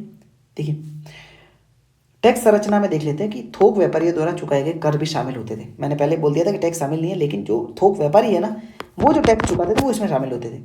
CPI में उपभोक्ता पर लगने वाले सभी टैक्स, GST वैट हो चाहे, सब लगते थे, ठीक है, CPI में भी लगते हैं। लेकिन जो उत्पादक मूल्य सूचकांक होता है इसमें कर शामिल नहीं होंगे, ये समझने वाली बात है थोड़ी। WPI को कौन रेगुलेट करता था, कौन जारी करता था? आर्थिक सलाहकार कार्यालय। CPI को NSO, ठीक है, सांख्यिकीय कार्यक्रम कार्यान्वयन मंत्रालय। और PPI को कौन करेगा? DPIIT, नीति आयोग। ये बात समझना, क्योंकि अब PPI न्यूज़ में तो इससे रिलेटेड जानकारी आपको थोड़ी ज़्यादा ये रखनी पड़ेगी। इसमें टैक्स शामिल नहीं होते, इसमें वस्तु और सेवाएं दोनों शामिल होते हैं, ठीक है, और इसको DPIIT रेगुलेट करेगा। अभी तक इसके आधिकारिक तौर पर इसकी घोषणा नहीं हुई है, तो इसकी वर्तमान आधार वर्ष की आपको समझ नहीं रखनी है, ठीक है। पॉवर्टी इनइक्वलिटी पर बात करते हैं। मल्टी डायमेंशनल पॉवर्टी क्या होता है? UNDP ने Oxford poverty and human development initiative OPHI के साथ में वर्ष 2025 की वैश्विक बहुआयामी जो रिपोर्ट है, सूचकांक है, MPI, उसको जारी कर दिया है। अब देखिए, अब इसकी कुछ फाइंडिंग्स है, उसको देखते हैं कि विश्व में लगभग 18.3% लोग हैं ना, वो बहुत बुरी तरीके से निर्धनता से जीवन यापन कर रहे हैं, पहली बात। अब भारत में निर्धनता की बात करें ना कि 2005-06 के कंपैरिजन में भारत में उस टाइम 55% के आसपास निर्धन जनसंख्या थी, है ना, यूएनडीपी के अनुसार। लेकिन अब ये घट करके 2019-21 तक 16.4% रह गई है। ठीक है, लगभग 41 करोड़ लोगों को निर्धनता से बाहर निकाला गया। ठीक है, अब इसमें 3 मेन जो आयाम है, कौन कौन से? स्वास्थ्य, शिक्षा और जीवन स्तर। ठीक है, और इन तीनों के मिलाकर के 10 इंडिकेटर्स हैं। ठीक है, इसके नीचे तालिका में दे रखा है सब कुछ, अपन देखेंगे। ठीक है, देखिए स्वास्थ्य में 3 चीज़ें, ये आपको ध्यान रखना पड़ेगा। देखो इंडिकेटर्स का पता होना चाहिए आपको। स्वास्थ्य में 3 है, ठीक है, सॉरी 1/3 है इसका वेटेज। उसमें 2 चीज़ें, एक तो पोषण, खाना पीना कैसा है, और बाल मृत्यु दर। ठीक है, 1/6 इसका रेशो है। शिक्षा में 2 है, स्कूली शिक्षा के वर्ष 1/6% इसका जो भागीदारी है, और स्कूल में उपस्थिति कितनी है उसका भी 1/6 है। ठीक है, जीवन स्तर 1/3 है। इसमें जीवन स्तर में क्या क्या आ जाएगा? खाना पकाने के लिए ईंधन कौन सा यूज़ कर रहे हो, आपकी स्वच्छता स्तर कैसा है, पीने का पानी कैसा यूज़ करते हो, बिजली कितने टाइम तक यूज़ कर रहे हो, आवास कैसा है रहने के लिए, पक्का कच्चा, संपत्ति कितनी है आपके पास। ठीक है ना, तो ये टोटल कितने हो गए? 1 2 3 4 5 6 तो ये और 2 ये, 6 + 2 + 2 यानी 10 इंडिकेटर्स। ये तो है यूएनडीपी के। अब भारत में जो नीति आयोग जो मल्टी पॉवर्टी इंडेक्स लॉन्च करता है ना, जो जारी करता है सूचकांक इंडेक्स, इसमें यूएनडीपी के तो 10 संकेतक है ही, प्लस भारत में 2 एक्स्ट्रा संकेतकों को ऐड किया जाए, जिसमें मातृ स्वास्थ्य, है ना, और बैंक खाते। ये क्या दिखाते हैं? वित्तीय समावेशन को। ठीक है, तो भारत में यूएनडीपी के 10 + 2 मतलब 12 इंडिकेटर्स नीति आयोग द्वारा जारी किए गए, जिसके ऊपर डेटा को ला करके ये डिसाइड किया जाता है कि भारत में गरीब लोग कितने हैं। ठीक है, वर्ल्ड इनइक्वालिटी रिपोर्ट 2026, आइए देखिए, अगर आ जाए कुजनेट्स अनुपात क्या है, तो ये आय अंतर है ना, और उससे असमानता किस तरीके से है, मतलब कि भाई सिर्फ 1% के पास में इतने % जनसंख्या, वो क्या कहते हैं, पैसा है, और लास्ट के जो 50% लोग हैं, है ना, गरीब 50%, उनके पास 2% भी पैसा नहीं है। इस तरीके की जो भी जानकारी मिलती है ना, वो कुजनेट जो रेशो है या फिर कुजनेट कर्व से उसके द्वारा दिखाया जाता है, आय अंतर और असमानता को। ठीक है ना, वही देखिए, सिर्फ 10% के पास में कुल संपत्ति का 75% है, और निचले जो 50% है उनके पास सिर्फ 2% हिस्सा है। ठीक है ना, मतलब अनुपात जितना ज़्यादा हो जाएगा ना, उतनी ही असमानता भी ज़्यादा होगी। सिंपल सी बात है ब्रो। ठीक है, गिनी सूचकांक भी असमानता का सूचक है। 0 का मतलब है पूर्ण रूप से समानता, मतलब कोई भी असमानता नहीं है। 100 का मतलब है पूर्ण असमानता, मतलब बहुत ज़्यादा आय अंतर है। लॉरेंज कर्व क्या दिखाता है? ये भी असमानता का, आय और लोगों का हिस्सा, आय और आय की वजह से असमानता के स्तर को दिखाता है। कौन? लॉरेंज। वित्तीय समावेशन, आरबीआई ने, देखिए पहले तो ये इंडेक्स कौन लॉन्च करता है? आरबीआई। ठीक है, 2025 में 67 मतलब 2021 से अब तक 24% की वृद्धि होगी। ठीक है, वित्तीय समावेशन ज़्यादा हो रहा है, अच्छी बात है, लोगों के पास पैसा आ रहा है ना, बैंक खाते बढ़ रहे हैं। ठीक है, डिजिटल बैंकिंग का यूज़ हो रहा है। 0 का अर्थ है मतलब वित्तीय सेवाओं का पूर्ण रूप से वंचित है, और 100 का स्कोर है कि भाई पूर्ण वित्तीय समावेशन है, अच्छा वित्तीय समावेशन चल रहा है। पब्लिक डेब्ट इन इंडिया, भारत में सार्वजनिक ऋण कितना? देखिए आरबीआई ने अपनी द्विवार्षिक वित्तीय स्थिरता रिपोर्ट 2025 को जारी किया, जिसमें सार्वजनिक ऋण है ना, उसके बढ़ने की वजह से जो भी मतलब चिंताएं थी उसको प्रकट किया। इसकी स्थापना कब हुई थी? 2010 में। किसकी? एफएफडीसी। ये क्या है? वित्तीय स्थिरता और विकास परिषद है। ठीक है, और इसकी उप समिति द्वारा भारत की वित्तीय प्रणाली की ताकत और इसकी अस्थिरता के समग्र जोखिमों का आकलन करती है। सिंपल है, इसकी अध्यक्षता केंद्रीय वित्त मंत्री करेगा। देखिए पैसों से रिलेटेड बात है। तो सार्वजनिक ऋण क्या होता है? देखिए ये सरकार एवं सार्वजनिक क्षेत्र की जितनी भी संस्थाएं हैं ना, पीएसयूज वगैरह हो गई, इनके द्वारा निजी क्षेत्र और विदेशी सरकारों से लिए गए ऋण की कुल संचित राशि को बताता है। मतलब कि सरकार और सरकार की जितनी भी कंपनियां हैं ना, इन सब ने मिलकर के कितना पैसा लोन में ले रखा है। सिंपल सी बात है, ये है सार्वजनिक ऋण।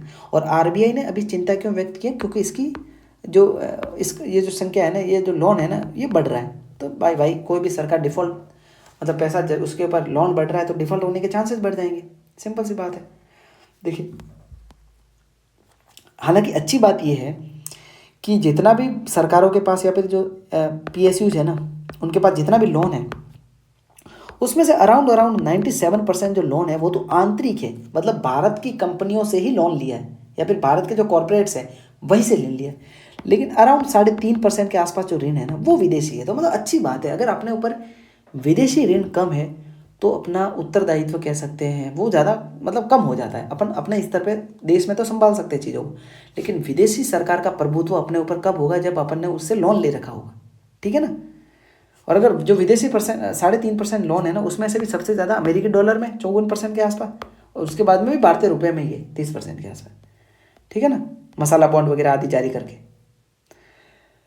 ठीक है भाई, अब देखिए अपने पहले भी पढ़ा था कि केंद्र सरकार को GDP के 40% तक, और जो टोटल सार्वजनिक ऋण है मतलब केंद्र और राज्य और सारी कंपनियां मिलाकर के 60% GDP तक ही आप लोन ले सकते हो, FRBM एक्ट 2003 के अनुसार, ठीक है ना।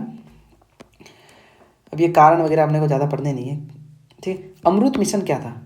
अटल mission for rejuvenation and urban transformation, मतलब भारत के शहरों को अच्छा बनाना, कुल मिलाकर अमृत मिशन है, ठीक है।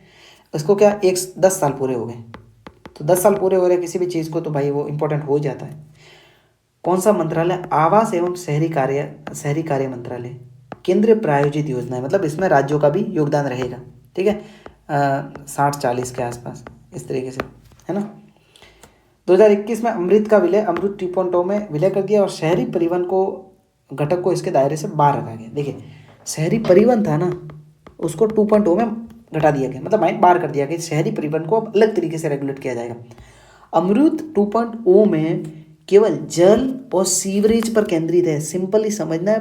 अमृत मिशन था ना वो बहुत व्यापक था, लेकिन अमृत 2.0 आया ना उसके बाद क्या है कि उस व्यापकता को थोड़ा सा सीमित किया गया, उसमें से परिवहन को बाहर निकाल दिया गया, उसमें किसी और चीज़ के थ्रू, किसी और योजना के थ्रू उसमें सुधार लाया जाएगा। लेकिन अमृत 2.0 है ना उसमें जल और मुख्य रूप से सीवेज, इन 2 चीज़ों पर काम किया जाएगा और उसी से स्वच्छता से रिलेटेड सारी चीज़ें वगैरह ये की जाएगी। मिशन अमृत 2.0 का मिशन क्या क्या है? सार्वभौमिक जल आपूर्ति, मतलब सभी लोगों को नल का जल मिलना चाहिए और वो भी अच्छा जल, शुद्ध जल, ठीक है। 100% सीवरेज प्रबंधन, सीवेज का वेस्ट होता है उसको अच्छी तरीके से सही जगह पर डंप किया जाए, है ना, उससे बीमारियां नहीं फैले, सारी चीज़ें, ठीक है। जल सुरक्षित शहर, मतलब जलों में ऐसे तालाब वगैरह ये सारे, मतलब एक तरीके से वर्षा जल को संग्रहित करने वाली सारी चीज़ें ये की जाएगी, ठीक है। देखिए नेक्स्ट, भारत विश्व की चौथी बड़ी अर्थव्यवस्था बन चुकी है दोस्तों, अमेरिका, चाइना, जर्मनी के बाद में अब इंडिया, ठीक है। भारत ने जापान को पीछे छोड़ा है और चौथी बड़ी अर्थव्यवस्था बन चुकी है, पहले 5वीं थी। परचेजिंग पावर प्रायोरिटी के आधार पर अपनी क्रय क्षमता है उसके आधार पर अपनी 3rd पोजीशन है, ठीक है। ठीक है भाई, देखिए GDP क्या है?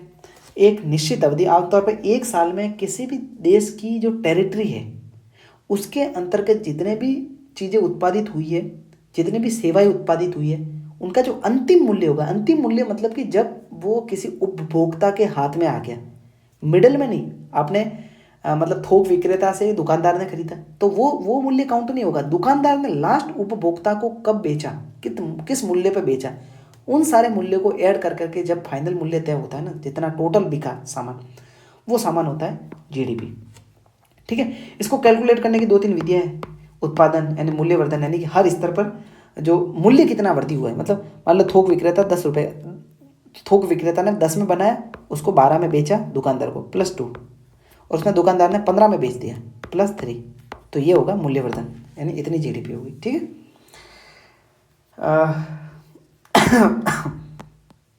ये ज़्यादा देख, कैपेक्स सर्वेक्षण जारी हुआ। कैपेक्स क्या होता है? भारत में जो कैपिटल जो इन्वेस्टमेंट है उसको दिखाता है, NSO द्वारा जारी होता है। और भारत में निजी क्षेत्र का पूंजीगत व्यय 66% से बढ़कर अब 66% बढ़कर के 6.5 लाख करोड़ हुआ। मतलब अच्छी बात है ना भाई, निजी क्षेत्र पूंजीगत व्यय कर रहे हैं, मतलब एसेट क्रिएशन पे व्यय कर रहे हैं। इसका मतलब क्या है कि इन फ्यूचर प्रॉफिट बढ़ेगा, मतलब रोजगार क्रिएट होंगे, ठीक है ना, आर्थिक समृद्धि को सुनिश्चित किया जा सकता है, ठीक है। अब दो व्यय, पूंजीगत व्यय, राजस्व व्यय, अपन ने पहले भी पढ़ा है। ऐसा राजस्व व्यय मतलब ऐसा व्यय जिससे कोई अपना एसेट क्रिएशन नहीं हो रहा है ना, और मतलब ना अपनी कोई देनदारियाँ कम हो रही है, मतलब कि अपन ने इन्वेस्टमेंट कर दिया उससे अपन वापस नहीं मांग सकते, ठीक। लेकिन पूंजीगत व्यय क्या है, भविष्य के लिए आपके पास एसेट क्रिएट हो रहा है, आपने कहीं इन्वेस्टमेंट किया है तो प्रॉफिट तो मिलता ही रहेगा, लेकिन आप अगर फ्यूचर में उस चीज़ को बेचना भी चाहो तो भी आपको पूरा पेमेंट मिलेगा, ठीक है ना। आपने मान लीजिए किसी मशीनरी में निवेश कर दिया, वो काम करके आपको पैसा भी दे रही है और आप उसको बेच भी सकते हो इन फ्यूचर, तो ये होगा पूंजीगत व्यय। लेकिन सरकार ने कोई योजना लागू की कि भारत में जो भी लोग हैं उसको 5 लाख तक का फ्री हेल्थ इंश्योरेंस है, तो वो एक तरीके से राजस्व व्यय कि भाई हाँ ये व्यय हो चुका है, इसका प्रॉफिट मिलेगा नहीं मिलेगा उसका कोई मतलब है ही नहीं, मतलब उसको अपन फिक्स नहीं कह सकते, ठीक है ना। ये चीज़ है। अब आगे क्या न्यूज़ थी, हाँ, ह्यूमन डेवलपमेंट रिपोर्ट 2025 यूएनडीपी ने जारी करी, ठीक है। और भारत की जो रैंकिंग है 2025 में विश्व के 193 देशों में 130वें स्थान पर है। पिछली मतलब जो रिपोर्ट आई थी उससे अपनी 3 रैंक अच्छी आई है, मतलब अच्छी बात है। पिछली बार 133 थी, इस बार 130वें स्थान पर है, तो काफ़ी सुधार हुआ है भारत में, ठीक है। ये जीवन प्रत्याशा बढ़ करके 72 हो गई है। स्कूली शिक्षा की औसत अवधि 13 वर्ष हो गई है। ये ज़्यादा इंपॉर्टेंट है नहीं, ठीक है, डेटा फैक्ट्स दे रखे। तो नेक्स्ट टॉपिक अपना आता है वो है एग्रीकल्चर एंड अलाइड सेक्टर, ठीक है। प्रधानमंत्री मत्स्य संपदा योजना ये न्यूज़ में थी। क्यों न्यूज़ में थी? क्योंकि इसको 5 साल पूरे हो गए। अब किसी भी योजना को 5 साल 10 साल हो रहे, 15 साल 20 साल हो रहे हैं, तो वो काफ़ी मतलब एक तरीके से क्वेश्चन बनने के चांसेस बढ़ जाते हैं। इसकी शुरुआत 2020 में हुई थी केंद्रीय मत्स्य पालन पशुपालन एवं डेयरी मंत्रालय के द्वारा, ठीक है। सिंपल। ये जो टारगेट्स है इसको तो ज़्यादा याद करने की ज़रूरत है नहीं। अब ये चीज़ याद रखनी है कि भारत विश्व का दूसरा सबसे बड़ा मत्स्य उत्पादक देश है ना, जो कि टोटल विश्व का 8% मत्स्य उत्पादित करता है, ठीक है। एक डेटा हो गया, ठीक है। ये भी चीज़ है कि भारत में जो टोटल मत्स्य उत्पादन होता है ना उसमें लगभग 75% हिस्सा आंतरिक मत्स्य से है, मतलब टेरिटरी के अंदर, ठीक है। जो समुद्र से है वो सिर्फ कितना 25% ही है, ठीक है। प्रधानमंत्री पीएम धन धान्य योजना कृषि योजना न्यूज़ में थी। क्यों न्यूज़ में थी? क्योंकि अब इसका उद्देश्य क्या, भारतीय जो कृषि है उसके उत्पादक तो बढ़ाना, उसकी संधारणीयता को बढ़ाना। मतलब ऐसा नहीं है कि तुम कृषि कर रहे हो उससे ग्रीन हाउस गैसेज रिलीज हो रही है, बहुत एक्सेस मात्रा में पानी यूज़ कर रहे हो, इलेक्ट्रिसिटी यूज़ कर रहे हो, तो वो संधारणीय है ही नहीं भाई, है ना। और किसानों को आर्थिक रूप से सशक्त बनाना। देखिए ये योजना 2025-26 के बजट में लाई गई थी, पिछले बजट में, ठीक है।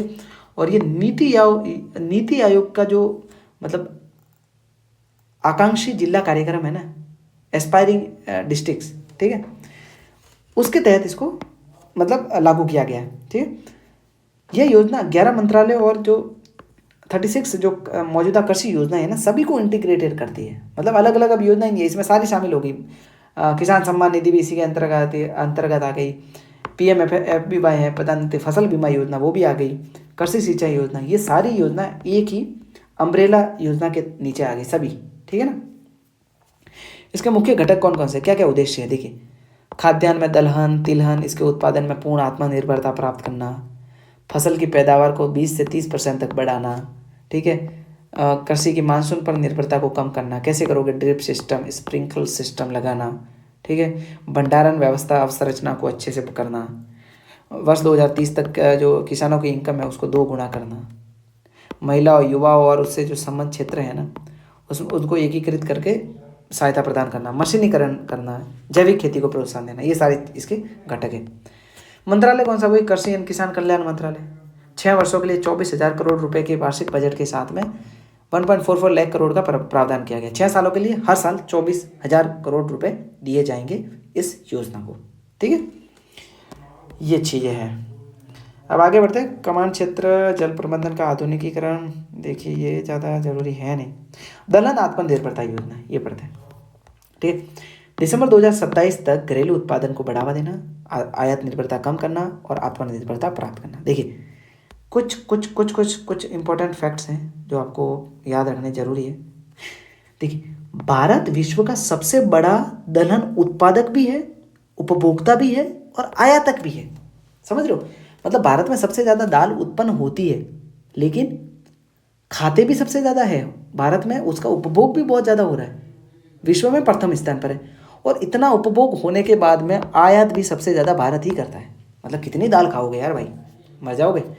भारत में 3 दलहन उत्पादक राज्य, एमपी, महाराष्ट्र और राजस्थान। ठीक है। जो एमपी है ना वो सबसे बड़ा उत्पादक है, और जो देश का जो टोटल उत्पादन है उसमें 22% के आसपास का योगदान है। ठीक है। और ये सभी मौसम खरीफ, रबी और गर्मी सब में पैदा हो जाती है, और प्रोटीन का एक मुख्य हिस्सा यहीं से आता है। ठीक है। और देखिए, राष्ट्रीय हल्दी बोर्ड शायद पीवाईक्यू में आ भी रखा है, हल्दी बोर्ड है ना। और तेलंगाना के निज़ामाबाद में राष्ट्रीय हल्दी बोर्ड के मुख्यालय का उद्घाटन किया गया है। वाणिज्य एवं उद्योग मंत्रालय के अंतर्गत आता है। अध्यक्ष केंद्र सरकार द्वारा नियुक्त किया जाएगा।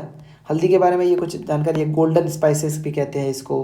टेम्परेचर 20 डिग्री सेल्सियस से 30 डिग्री सेल्सियस के मध्य। ठीक है। 150 सेंटीमीटर के आसपास बारिश होनी चाहिए। अब देखिए, भारत है ना वो हल्दी में जो सबसे बड़ा उत्पादक भी है, उपभोक्ता भी है और निर्यातक भी है।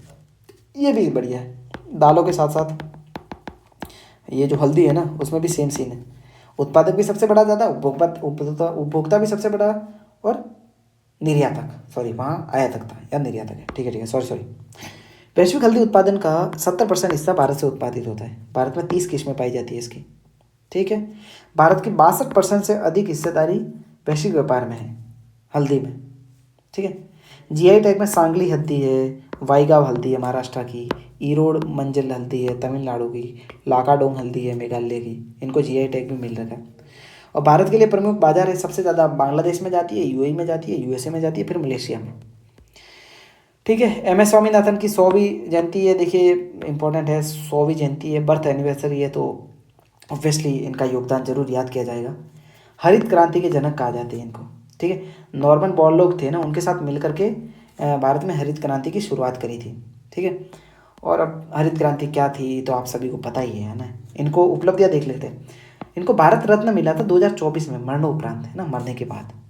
पद्मश्री मिल रखा है, पद्म भूषण मिल रखा है, पद्म विभूषण मिल रखा है, ये शांति स्वरूप भटनागर पुरस्कार मिल रखा है, ये सब चीज़ें मिल रखी है। ठीक है। विश्व खाद्य पुरस्कार मिला था, प्रथम प्राप्तकर्ता थे ये 1987 में।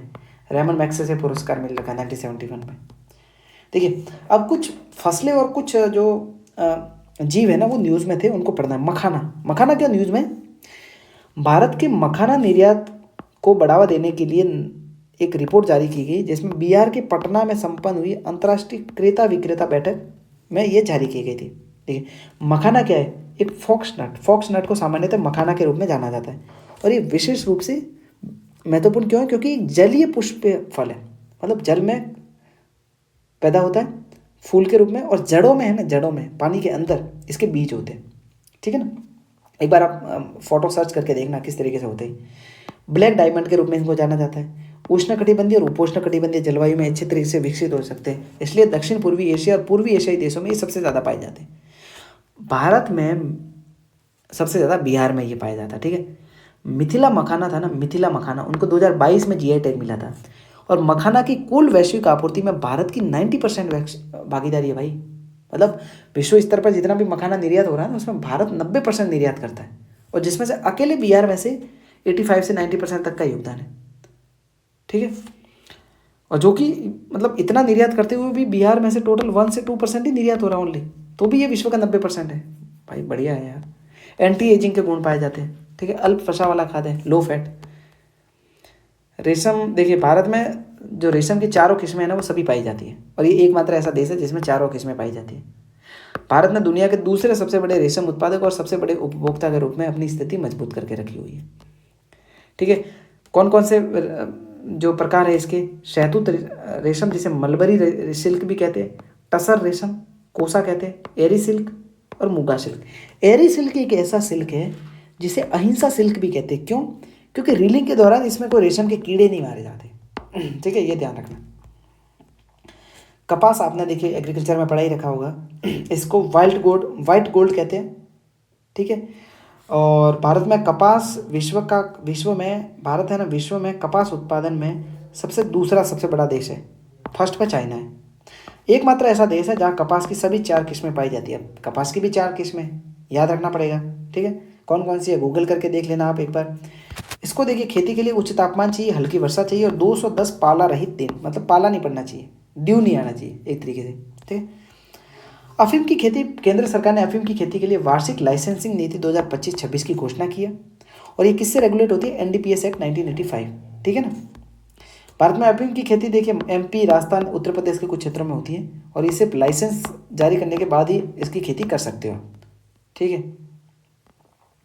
देखिए भारत एक ऐसा एकमात्र देश है जो अफीम है ना भारत में उत्पादित होता है, वो अफीम गोंद का उत्पादन करने के लिए अधिकृत किया गया है। भारत एकमात्र ऐसा देश है जिसको किसके द्वारा? ये यूनाइटेड नेशंस सिंगल कन्वेंशन और नारकोटिक ड्रग्स 1961 द्वारा अफीम गोंद का उत्पादन करने के लिए अधिकृत किया गया भारत को। कुछ टर्मिनोलॉजीज न्यूज़ में थी।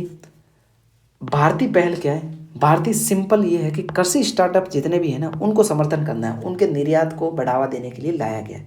सिंपल, बस एक लाइन में याद रखना है इसको। भंडारण 360 क्या है? क्लाउड आधारित ईआरपी है, एंटरप्राइज रिसोर्सेज प्लानिंग, ठीक है। स्मार्ट एग्जिम वही मतलब निर्यात आयात से रिलेटेड चीज़ें, उसमें वेयर हाउस सिस्टम मतलब डेवलप किया गया है सारी चीज़ें। अंतर्राष्ट्रीय आलू केंद्र, दक्षिण एशिया क्षेत्रीय केंद्र की स्थापना हुई है उत्तर प्रदेश के आगरा में, ठीक है। अंतर्राष्ट्रीय आलू केंद्र की जो वो क्या कहते हैं मुख्यालय, वो लीमा पेरू में। किसान क्रेडिट कार्ड ज़्यादा जरूरी है नहीं, इन्फॉर्मेशन देखिए 2026 के लिए कुछ घोषित नामांकन, जो कुछ ईयर वगैरह घोषित किए जाते हैं उसमें अंतर्राष्ट्रीय महिला कृषक वर्ष है ना 2026 को रखा गया है, महिला कृषक वर्ष, ठीक है। और यूएन के द्वारा जो फूड एंड एग्रीकल्चर ऑर्गेनाइजेशन है ना FAO उसने इसको घोषित किया, ठीक है। आगे बढ़ते हैं। अब लेबर एंड एम्प्लॉयमेंट से रिलेटेड सेक्टर आता है, इसमें अपन थोड़ा देखते हैं कि क्या कुछ डेवलपमेंट्स हुए हैं। वही देखिए जो 4 जो लेबर कोड्स थे उनको कर दिया, संगठित कर दिया अच्छे तरीके से, उनको 4 में बांट गया और सारे जो 29 कानून थे ना उनको 4 कानूनों में इंटीग्रेट करके रखा है। वेतन संहिता, औद्योगिक संबंध संहिता, सामाजिक सुरक्षा और व्यावसायिक सुरक्षा, ठीक है। तो ये ध्यान रखना आपको, ज़्यादा जरूरी नहीं है, मेंस में आया था लास्ट 2024 वाले मेंस में ये सवाल आया था, ठीक है। बहुत डिटेल में दे रखा है तो इनको ज़्यादा पढ़ने की ज़रूरत है नहीं अपने को। Labour periodic labour force survey NSO जारी करता है पीरियोडिक लेबर फोर्स सर्वे, ठीक है। और कुछ डेटा है नहीं इसमें अपडेटेड। कौशल भारत मिशन को 10 साल पूरे हो गए, 2015 में स्टार्टिंग हुई थी, कौशल मंत्रालय द्वारा इसको जारी किया गया था। और कौशल विकास योजना 4.0 को इसमें लागू किया गया, जिसमें राष्ट्रीय प्रशिक्षुता कार्यक्रम चलाना, जन शिक्षण, ठीक है, कौशल भारत कार्यक्रम ये आदि इसके अंतर्गत ही चलाए जा रहे हैं, ठीक है। PM सेतु क्या देखिए, skilling and employability transformation to upgraded. Simple सी बात ये है, कौशल विकास और उद्यमिता मंत्रालय के द्वारा इसको जारी किया गया। और भारत में जितनी भी ITI है ना, ITI संस्थानों को सरकार के स्वामित्व वाले तथा उद्योग द्वारा प्रबंधित महत्वपूर्ण कौशल संस्थाओं के रूप में इनको स्थापित करना, ITI नॉट IIT, ठीक है। तो PM सेतु का सिंपल सा उद्देश्य यही है कि जो ITI है ना उनको मतलब एक तरीके से अपग्रेड करना, ठीक है। ठीक है, आगे बढ़ते हैं आगे, ठीक है। भारतीय प्रतिस्पर्धा आयोग, इसमें क्या जरूरी है देखिए, इसकी स्थापना 2002 के एक्ट से हुई थी और कॉर्पोरेट कार्य मंत्रालय, मिनिस्ट्री ऑफ कॉर्पोरेट अफेयर्स, ठीक है। और 2023 में कुछ संशोधन हुए थे, इसमें ये हुआ था कि 2000 करोड़ रुपए से अधिक वैल्यू वाले जो विलय है ना और जो अधिग्रहण है उससे संबंधित सभी जो भी समझौते होंगे ना उसको CCI द्वारा सूचित करना अनिवार्य किया, 2000 करोड़ प्लस, है ना। तो ये ध्यान रखने की बात है। प्रधानमंत्री मुद्रा योजना क्या थी? 8 अप्रैल 2025 को PM मुद्रा योजना को 10 साल पूरे हो जाएंगे। वित्त मंत्रालय द्वारा शुरू की थी 2015 में। इसका उद्देश्य था कि जो छोटे उद्योग है ना MSME से, उनको मतलब उससे भी छोटे उद्योग जिसको मतलब ग्रामीण स्तर पर देख सकते हैं, उनको बिना किसी कोलेटरल के, कोई भी उनको गिरवी रखने की जरूरत नहीं है, उनको ऋण मिल जाएगा, ठीक है। और इससे क्या होगा, वित्तीय समावेशन उनको बढ़ावा मिलेगा, उनके पास वो रोजगार क्रिएट करेंगे, ठीक है। और उसके लिए उदय मित्र पोर्टल भी इन्होंने मतलब आप इस तरीके से कर्ज अगर लेना चाहे तो उदय मित्र पोर्टल से आप ऑनलाइन आवेदन भी कर सकते हैं, ठीक है। ये किससे रिलेटेड है? PM मुद्रा से रिलेटेड, ठीक है। ये 3-4 टाइप के लोन हैं, इनको मतलब इसकी कोई ज़्यादा ज़रूरी नहीं है डेटा वगैरह। ग्लोबल इनोवेशन इंडेक्स कुछ ज़्यादा ज़रूरी है नहीं। अर्थशास्त्र का देखिए, अर्थशास्त्र का नोबेल पुरस्कार 2025 किसको मिला है? अर्थशास्त्र का स्वेरिस रिक्सबैक पुरस्कार 2025, यानी कि अर्थशास्त्र का नोबेल भी कहते हैं इसको, जोएल मोकेर, फिलिप एगियन और पीटर हॉविट को संयुक्त रूप से मिला है। और इन्होंने क्या नवाचार किए कि नवाचार संचालित आर्थिक समृद्धि की व्याख्या किस तरीके से हो सकती है, मतलब इनोवेशन के थ्रू जो आर्थिक समृद्धि प्राप्त हो रही है ना, वो कैसे होगी, इसके क्या क्या किस तरीके से काम करेगी, उन सारी चीज़ों पे इन्होंने काम किया। ठीक है, तो इन 3 नामों को याद रखना थोड़ा सा कि ये कौन है। डायरेक्ट पूछ लेंगे कि ये तीनों कौन है, सिंपल, वैज्ञानिक है, वो है, वो है, वो है, 4 ऑप्शन दे देंगे, आपको क्या लिखना है, अर्थशास्त्र का नोबेल इनको मिला है, सिंपल सी बात है। भारत में बौद्धिक संपदा अधिकारों में वृद्धि हुई है, सिंपल सी बात है। जीआई टैगों में, और इसलिए वृद्धि हो रही है क्योंकि जीआई टैगों की मतलब काफ़ी दे रहे हैं, हर चीज़ को जीआई टैग बना रहे हैं आप। तो अब ये चीज़ याद रखनी कि जीआई टैग है ना, उसको 10 वर्ष के लिए दिया जाता है और अतिरिक्त शुल्क के भुगतान पर आगे 10 वर्ष के लिए इसको बढ़ाया भी जा सकता है। ठीक है, और जो किसी खास क्षेत्र में कोई चीज़ पैदा हो रही है उसी को जीआई टैग दिया जाएगा, सिंपल है।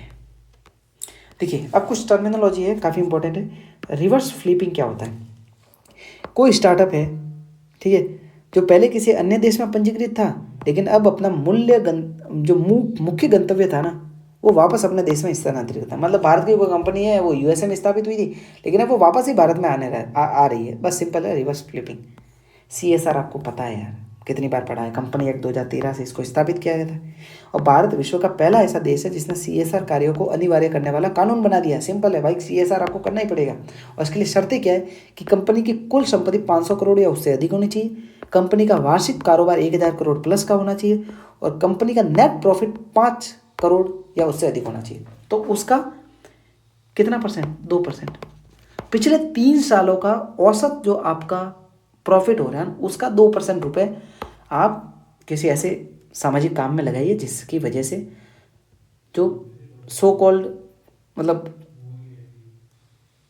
क्या कह सकते हैं आप, कम इनकम ग्रुप है ना, उनको थोड़ी हेल्प मिल सके, आप सामाजिक काम करो। ठीक है, अच्छी बात है ना ये तो। वी राइज क्या है? नीति आयोग ने महिला उद्यमिता मंच को लॉन्च किया, सिंपल। ठीक है, अब इंफ्रास्ट्रक्चर समुद्री क्षेत्र में भारत में देखिए 12 प्रमुख पतन है, लेकिन 13वां मुख्य पतन महाराष्ट्र के पालघर में वधावन, ठीक है, वधावन महाराष्ट्र का है। तो एक नया 13वां मुख्य पतन धीरे धीरे मतलब निर्माणाधीन है, हो जाएगा काम पूरा। प्रमुख पतन जो है ना पोर्ट्स, उनको केंद्र सरकार रेगुलेट करती है, और जो गौण पतन होते हैं छोटे, उनको राज्य समुद्री बोर्ड है या फिर जो राज्य सरकार है उसके नियंत्रण में होते हैं। और कौन कौन से पोर्ट्स है एक बार इनको आप मैप में याद रख देना। ठीक है, इनके लोकेशन पूछ सकते हैं। सागरमाला कार्यक्रम क्या है भाई? तटीय जो पोत प्रणाली है ना उसके मतलब एक तरीके से इनोवेट करना, अपग्रेड करना, और उसको सड़क से डायरेक्ट हर किसी पोर्ट को डायरेक्ट सड़क से जोड़ना। ठीक है, अब ये कुछ इंपॉर्टेंट है कि भारत में जो अब तट रेखा है ना वो 11,098 किलोमीटर है, ना कि वही 7,516.6 थी ना पहले, वो नहीं है, 11,098 है। ठीक है, सागरमाला परियोजना भाई वो बंदरगाहों का आधुनिकीकरण करना, कनेक्टिविटी को बढ़ाना, बंदरगाह लिंक्ड औद्योगिकीकरण को बढ़ाना, तटीय सामुदायिक विकास, नौ परिवहन, अंतर्देशीय जलमार्ग प्रोग्राम। सिंपल सी चीज़ है यार, ये तो याद हो जाएगी। देखिए भारतीय इंडियन पोर्ट्स एक्ट 2025 आया, इसमें क्या है, जितने भी अलग दूसरे कानून थे उनको एकीकृत करना, सब पॉजिटिव है। बंदरगाहों को समग्र रूप से विकसित करना और प्रतिस्पर्धा, दक्षता, कनेक्टिविटी सब बढ़ाना ये। ठीक है, अब मार्पोल कन्वेंशन किससे रिलेटेड है पूछ सकते हैं। ब्लास्ट वाटर मैनेजमेंट किससे रिलेटेड है? समुद्री चीज़ों से, समुद्री पर्यावरण प्रदूषण से रिलेटेड है। ठीक है, नौवन क्षेत्र का आधुनिकीकरण,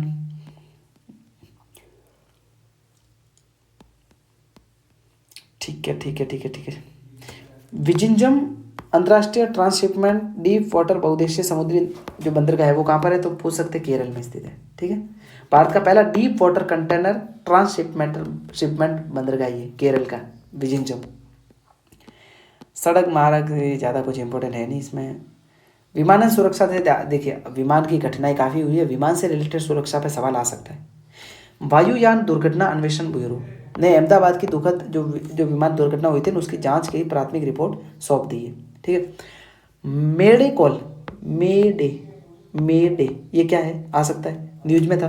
मेडे कॉल क्या जो वास्तव में प्राण घातक जो खतरे मतलब खतरा अगर दिख जाता है, आपने को लग रहा है कि भाई ये प्लेन क्रैश होने वाला है, तो उस टाइम आपात कॉल होती है, इमरजेंसी कॉल होती है, जो कि तत्काल सहायता के लिए आवश्यकता के रूप में मांगी जाती है। ठीक है, मेडे कॉल, ठीक है, मेडे बोल सकते हैं। ठीक है, केपटाउन कन्वेंशन एंड प्रोटोकॉल किससे रिलेटेड है? विमानन वस्तुओं के जो हितों की सुरक्षा से रिलेटेड है। ठीक है, विमान से रिलेटेड है सीधा ये प्रोटोकॉल। लॉजिस्टिक क्षेत्र, लॉजिस्टिक नीति 2022 लॉन्च हुई थी। ठीक है, पीएम गति शक्ति इसके अंतर्गत थी, है ना। इसके 7 इंजन है, मतलब नेशनल जो मोनेटाइज पाइपलाइन है, कि मतलब उसके थ्रू इन्वेस्टमेंट को करना, जिसकी वजह से आपको एसेट क्रिएशन में हेल्प मिलेगी। तो रेल मार्ग है, सड़क मार्ग, बंदरगाह, जल मार्ग आदि चीज़ें। ठीक है, लीड्स क्या था? प्रतिस्पर्धा को बढ़ावा देना। ठीक है, परिसंपत्ति मुद्रीकरण, मतलब ऐसी सरकार की ऐसी संपत्ति जो कि वेस्ट पड़ी है, ऐसे ही वो कोई काम की नहीं है, उसको क्या है आप प्राइवेट कंपनीज को दे दो और वहाँ पे रेंट ले लो आप, तो परिसंपत्ति का मुद्रीकरण हो गया। ठीक है ना, सिंपल है। डिजिटल इंडिया मिशन को 10 साल पूरे हो गए, 2015 में स्टार्ट किया गया था। जो सूचना प्रौद्योगिकी मंत्रालय उससे रिलेटेड था। इसके 9 स्तंभ थे, ब्रॉडबैंड, मोबाइल तक सार्वजनिक पहुँच, इसके इसी तरीके 9 मिशन थे इसके। ठीक है, भाषिणी क्या है? अलग अलग भाषाओं में ये सारी चीज़ें आपको मिल जाएगी, ये सारी चीज़ें, तो इसलिए। ठीक है, विश्व का सबसे ऊंचा जो रेलवे ब्रिज है ना, आर्क ब्रिज, वो किस पे? चिनाब पे। ठीक है, कहाँ पर है? Udhampur Srinagar Baramulla link, railway link है ना, वहाँ पर है, कश्मीर में। ठीक है, सर्विस सेक्टर देखिए, भारत का सर्विस सेक्टर का काफ़ी योगदान है। जीवीए में उसका 55% के आसपास योगदान है। कुल रोजगार का 1/3 से भी कम हिस्सा है। क्यों? क्योंकि वही कौशल वाली बात आ जाती है। ठीक है, एएसआई वार्षिक उद्योग सर्वेक्षण 2023-24 के परिणाम जारी किए गए। मोस्पाई जो सांख्यिकी कार्यान्वयन मंत्रालय है वो जारी करती है, डेटा याद रखने की जरूरत नहीं है। ठीक है, ये नहीं है, ज़्यादा नहीं है, ज़्यादा जरूरी नहीं है। भारत में विनिर्माण सेक्टर देखिए, कुछ डेटा याद रख सकते हैं। जो विनिर्माण सेक्टर है उसका 17% योगदान है जीडीपी में। ठीक है, विनिर्माण क्षेत्र में भारत की कुल हिस्सेदारी लगभग वैश्विक स्थिति में 3% है। ठीक है, कुल कार्यबल का 11.4% हिस्सा विनिर्माण क्षेत्र में कार्यरत है। सबसे ज़्यादा प्राथमिक क्षेत्र में, है ना, कृषि में। ठीक है, 50% का 50-51% के आसपास। भारत वर्तमान में विश्व का दूसरा सबसे बड़ा मोबाइल निर्माता है। मात्रा के आधार पर भारत विश्व में तीसरे और मूल्य के आधार पर 14वें स्थान पर है। भारत विश्व स्तर पर चौथा सबसे बड़ा ऑटोमोबाइल उत्पादक है। ये कुछ चीज़ें याद रखेंगे। ठीक है, ठीक है। सेमीकॉन किसके लिए? सेमीकंडक्टर से रिलेटेड जो भी योजनाएं लागू करने के लिए इसको लागू किया गया था। मिनरल्स देखिए, मिनरल से हर बार सवाल आता है। एमएमडीआर एक्ट लागू हुआ था, खान एवं खनिज विकास विनियमन संशोधन विधेयक 2025। ठीक है, अब इसमें क्या है, 1957 का जो एक्ट था ना उसमें संशोधन किया गया।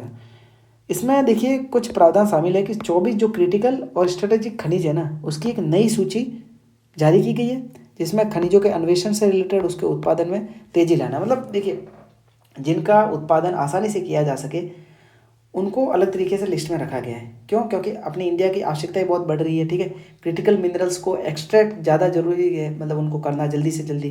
ठीक है ना, इसके लिए एक अलग से एक ट्रस्ट की स्थापना भी की है, राष्ट्रीय खनिज एवं अन्वेषण ट्रस्ट। ठीक है, और ये चीज़ एक बार पढ़ लेना, ज़्यादा जरूरत है नहीं। हाँ ठीक है, ये कुछ इंपॉर्टेंट है कि भाई पहले जो कैप्टिव माइंस होती थी ना, और अपने अंतिम उपयोग की आवश्यकता को पूरा करने के बाद 1 वर्ष में उत्पादित खनिजों का केवल 50% तक बेचने की अनुमति थी। लेकिन अब ये अनुमति थी ना, ये सीमा है ना, वो अब हटा दी गई है।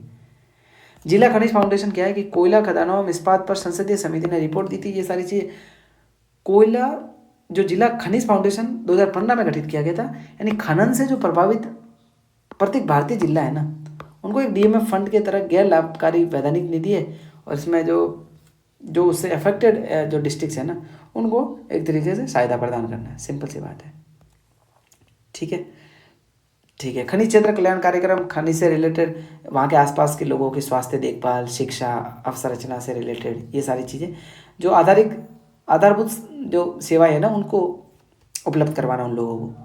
ठीक है, भारत में अगर पूछे कि यूरेनियम निक्षेप कहाँ का है ना, डिपॉजिट्स, तो देखिए भाई, दिल्ली में भी है, राजस्थान में भी है, मेघालय में भी है, झारखंड, कर्नाटक, ठीक है।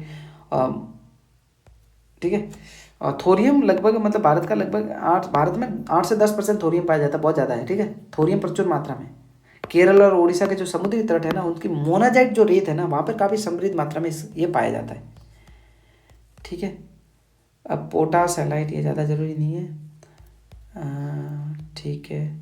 कोयला क्षेत्र, शक्ति नीति, कोयले को पारदर्शी रूप से दोहन और आवंटन करने के लिए योजना लागू की गई है। भारत में जो दुनिया का पांचवा सबसे बड़ा कोयला उत्पादक देश है, और कोयला देश की ऊर्जा जरूरतों को 55% तक पूरा करता है, ठीक है। एक मिनरल्स के ऊपर अपन अलग से भी क्लास लेकर के आएंगे, ठीक है। नई इस्पात नीति 2025, कच्चे इस्पात का विश्व का दूसरा सबसे बड़ा उत्पादक देश है, चीन सबसे बड़ा है, ठीक है। उड़ीसा भारत में इस्पात का सबसे बड़ा उत्पादक है, ये कुछ फैक्ट्स है। इस्पात केंद्रीय इस्पात मंत्रालय। पीएम मित्रा किससे रिलेटेड है? जो कपड़ों से रिलेटेड, कपड़े जो उद्योग है ना, उससे। उसमें भारत में 7 पीएम मित्रा पार्क से वस्त्र मंत्रालय द्वारा 2021 से 22 से 27 की अवधि के बीच में इस योजना को लागू किया गया, जिसमें एक स्थान पर इनकी कताई, बुनाई, प्रसंस्करण, ये सारी चीज़ें हो सके, ठीक है। और ये चीज़ें स्पेशल एसपीवी, इसको विशेष प्रयोजन वाहन को भी इसके लिए विकसित किया गया है। केंद्र की हिस्सेदारी 49 है और राज्य सरकार की 51% है। सनराइज सेक्टर्स भाई, जहाँ से मतलब आपको इन फ्यूचर बढ़ते हुए सेक्टर मिल जाते हैं, जैसे सेमीकंडक्टर है, नवीकरणीय ऊर्जा है, इसकी भविष्य में काफ़ी संभावना है, ठीक है। तो देखिए, आज की इस क्लास में अपन ने पूरी PT 365 इकोनॉमिक्स की क्लास को पूरा किया है। तो मतलब अच्छे से इस सेशन को ख़त्म किया अपन ने। तो आगे इसी तरीके की क्लास के लिए जुड़े रहिएगा प्रथम IAS के साथ में। मिलते हैं किसी अगली क्लास में, तब तक के लिए धन्यवाद।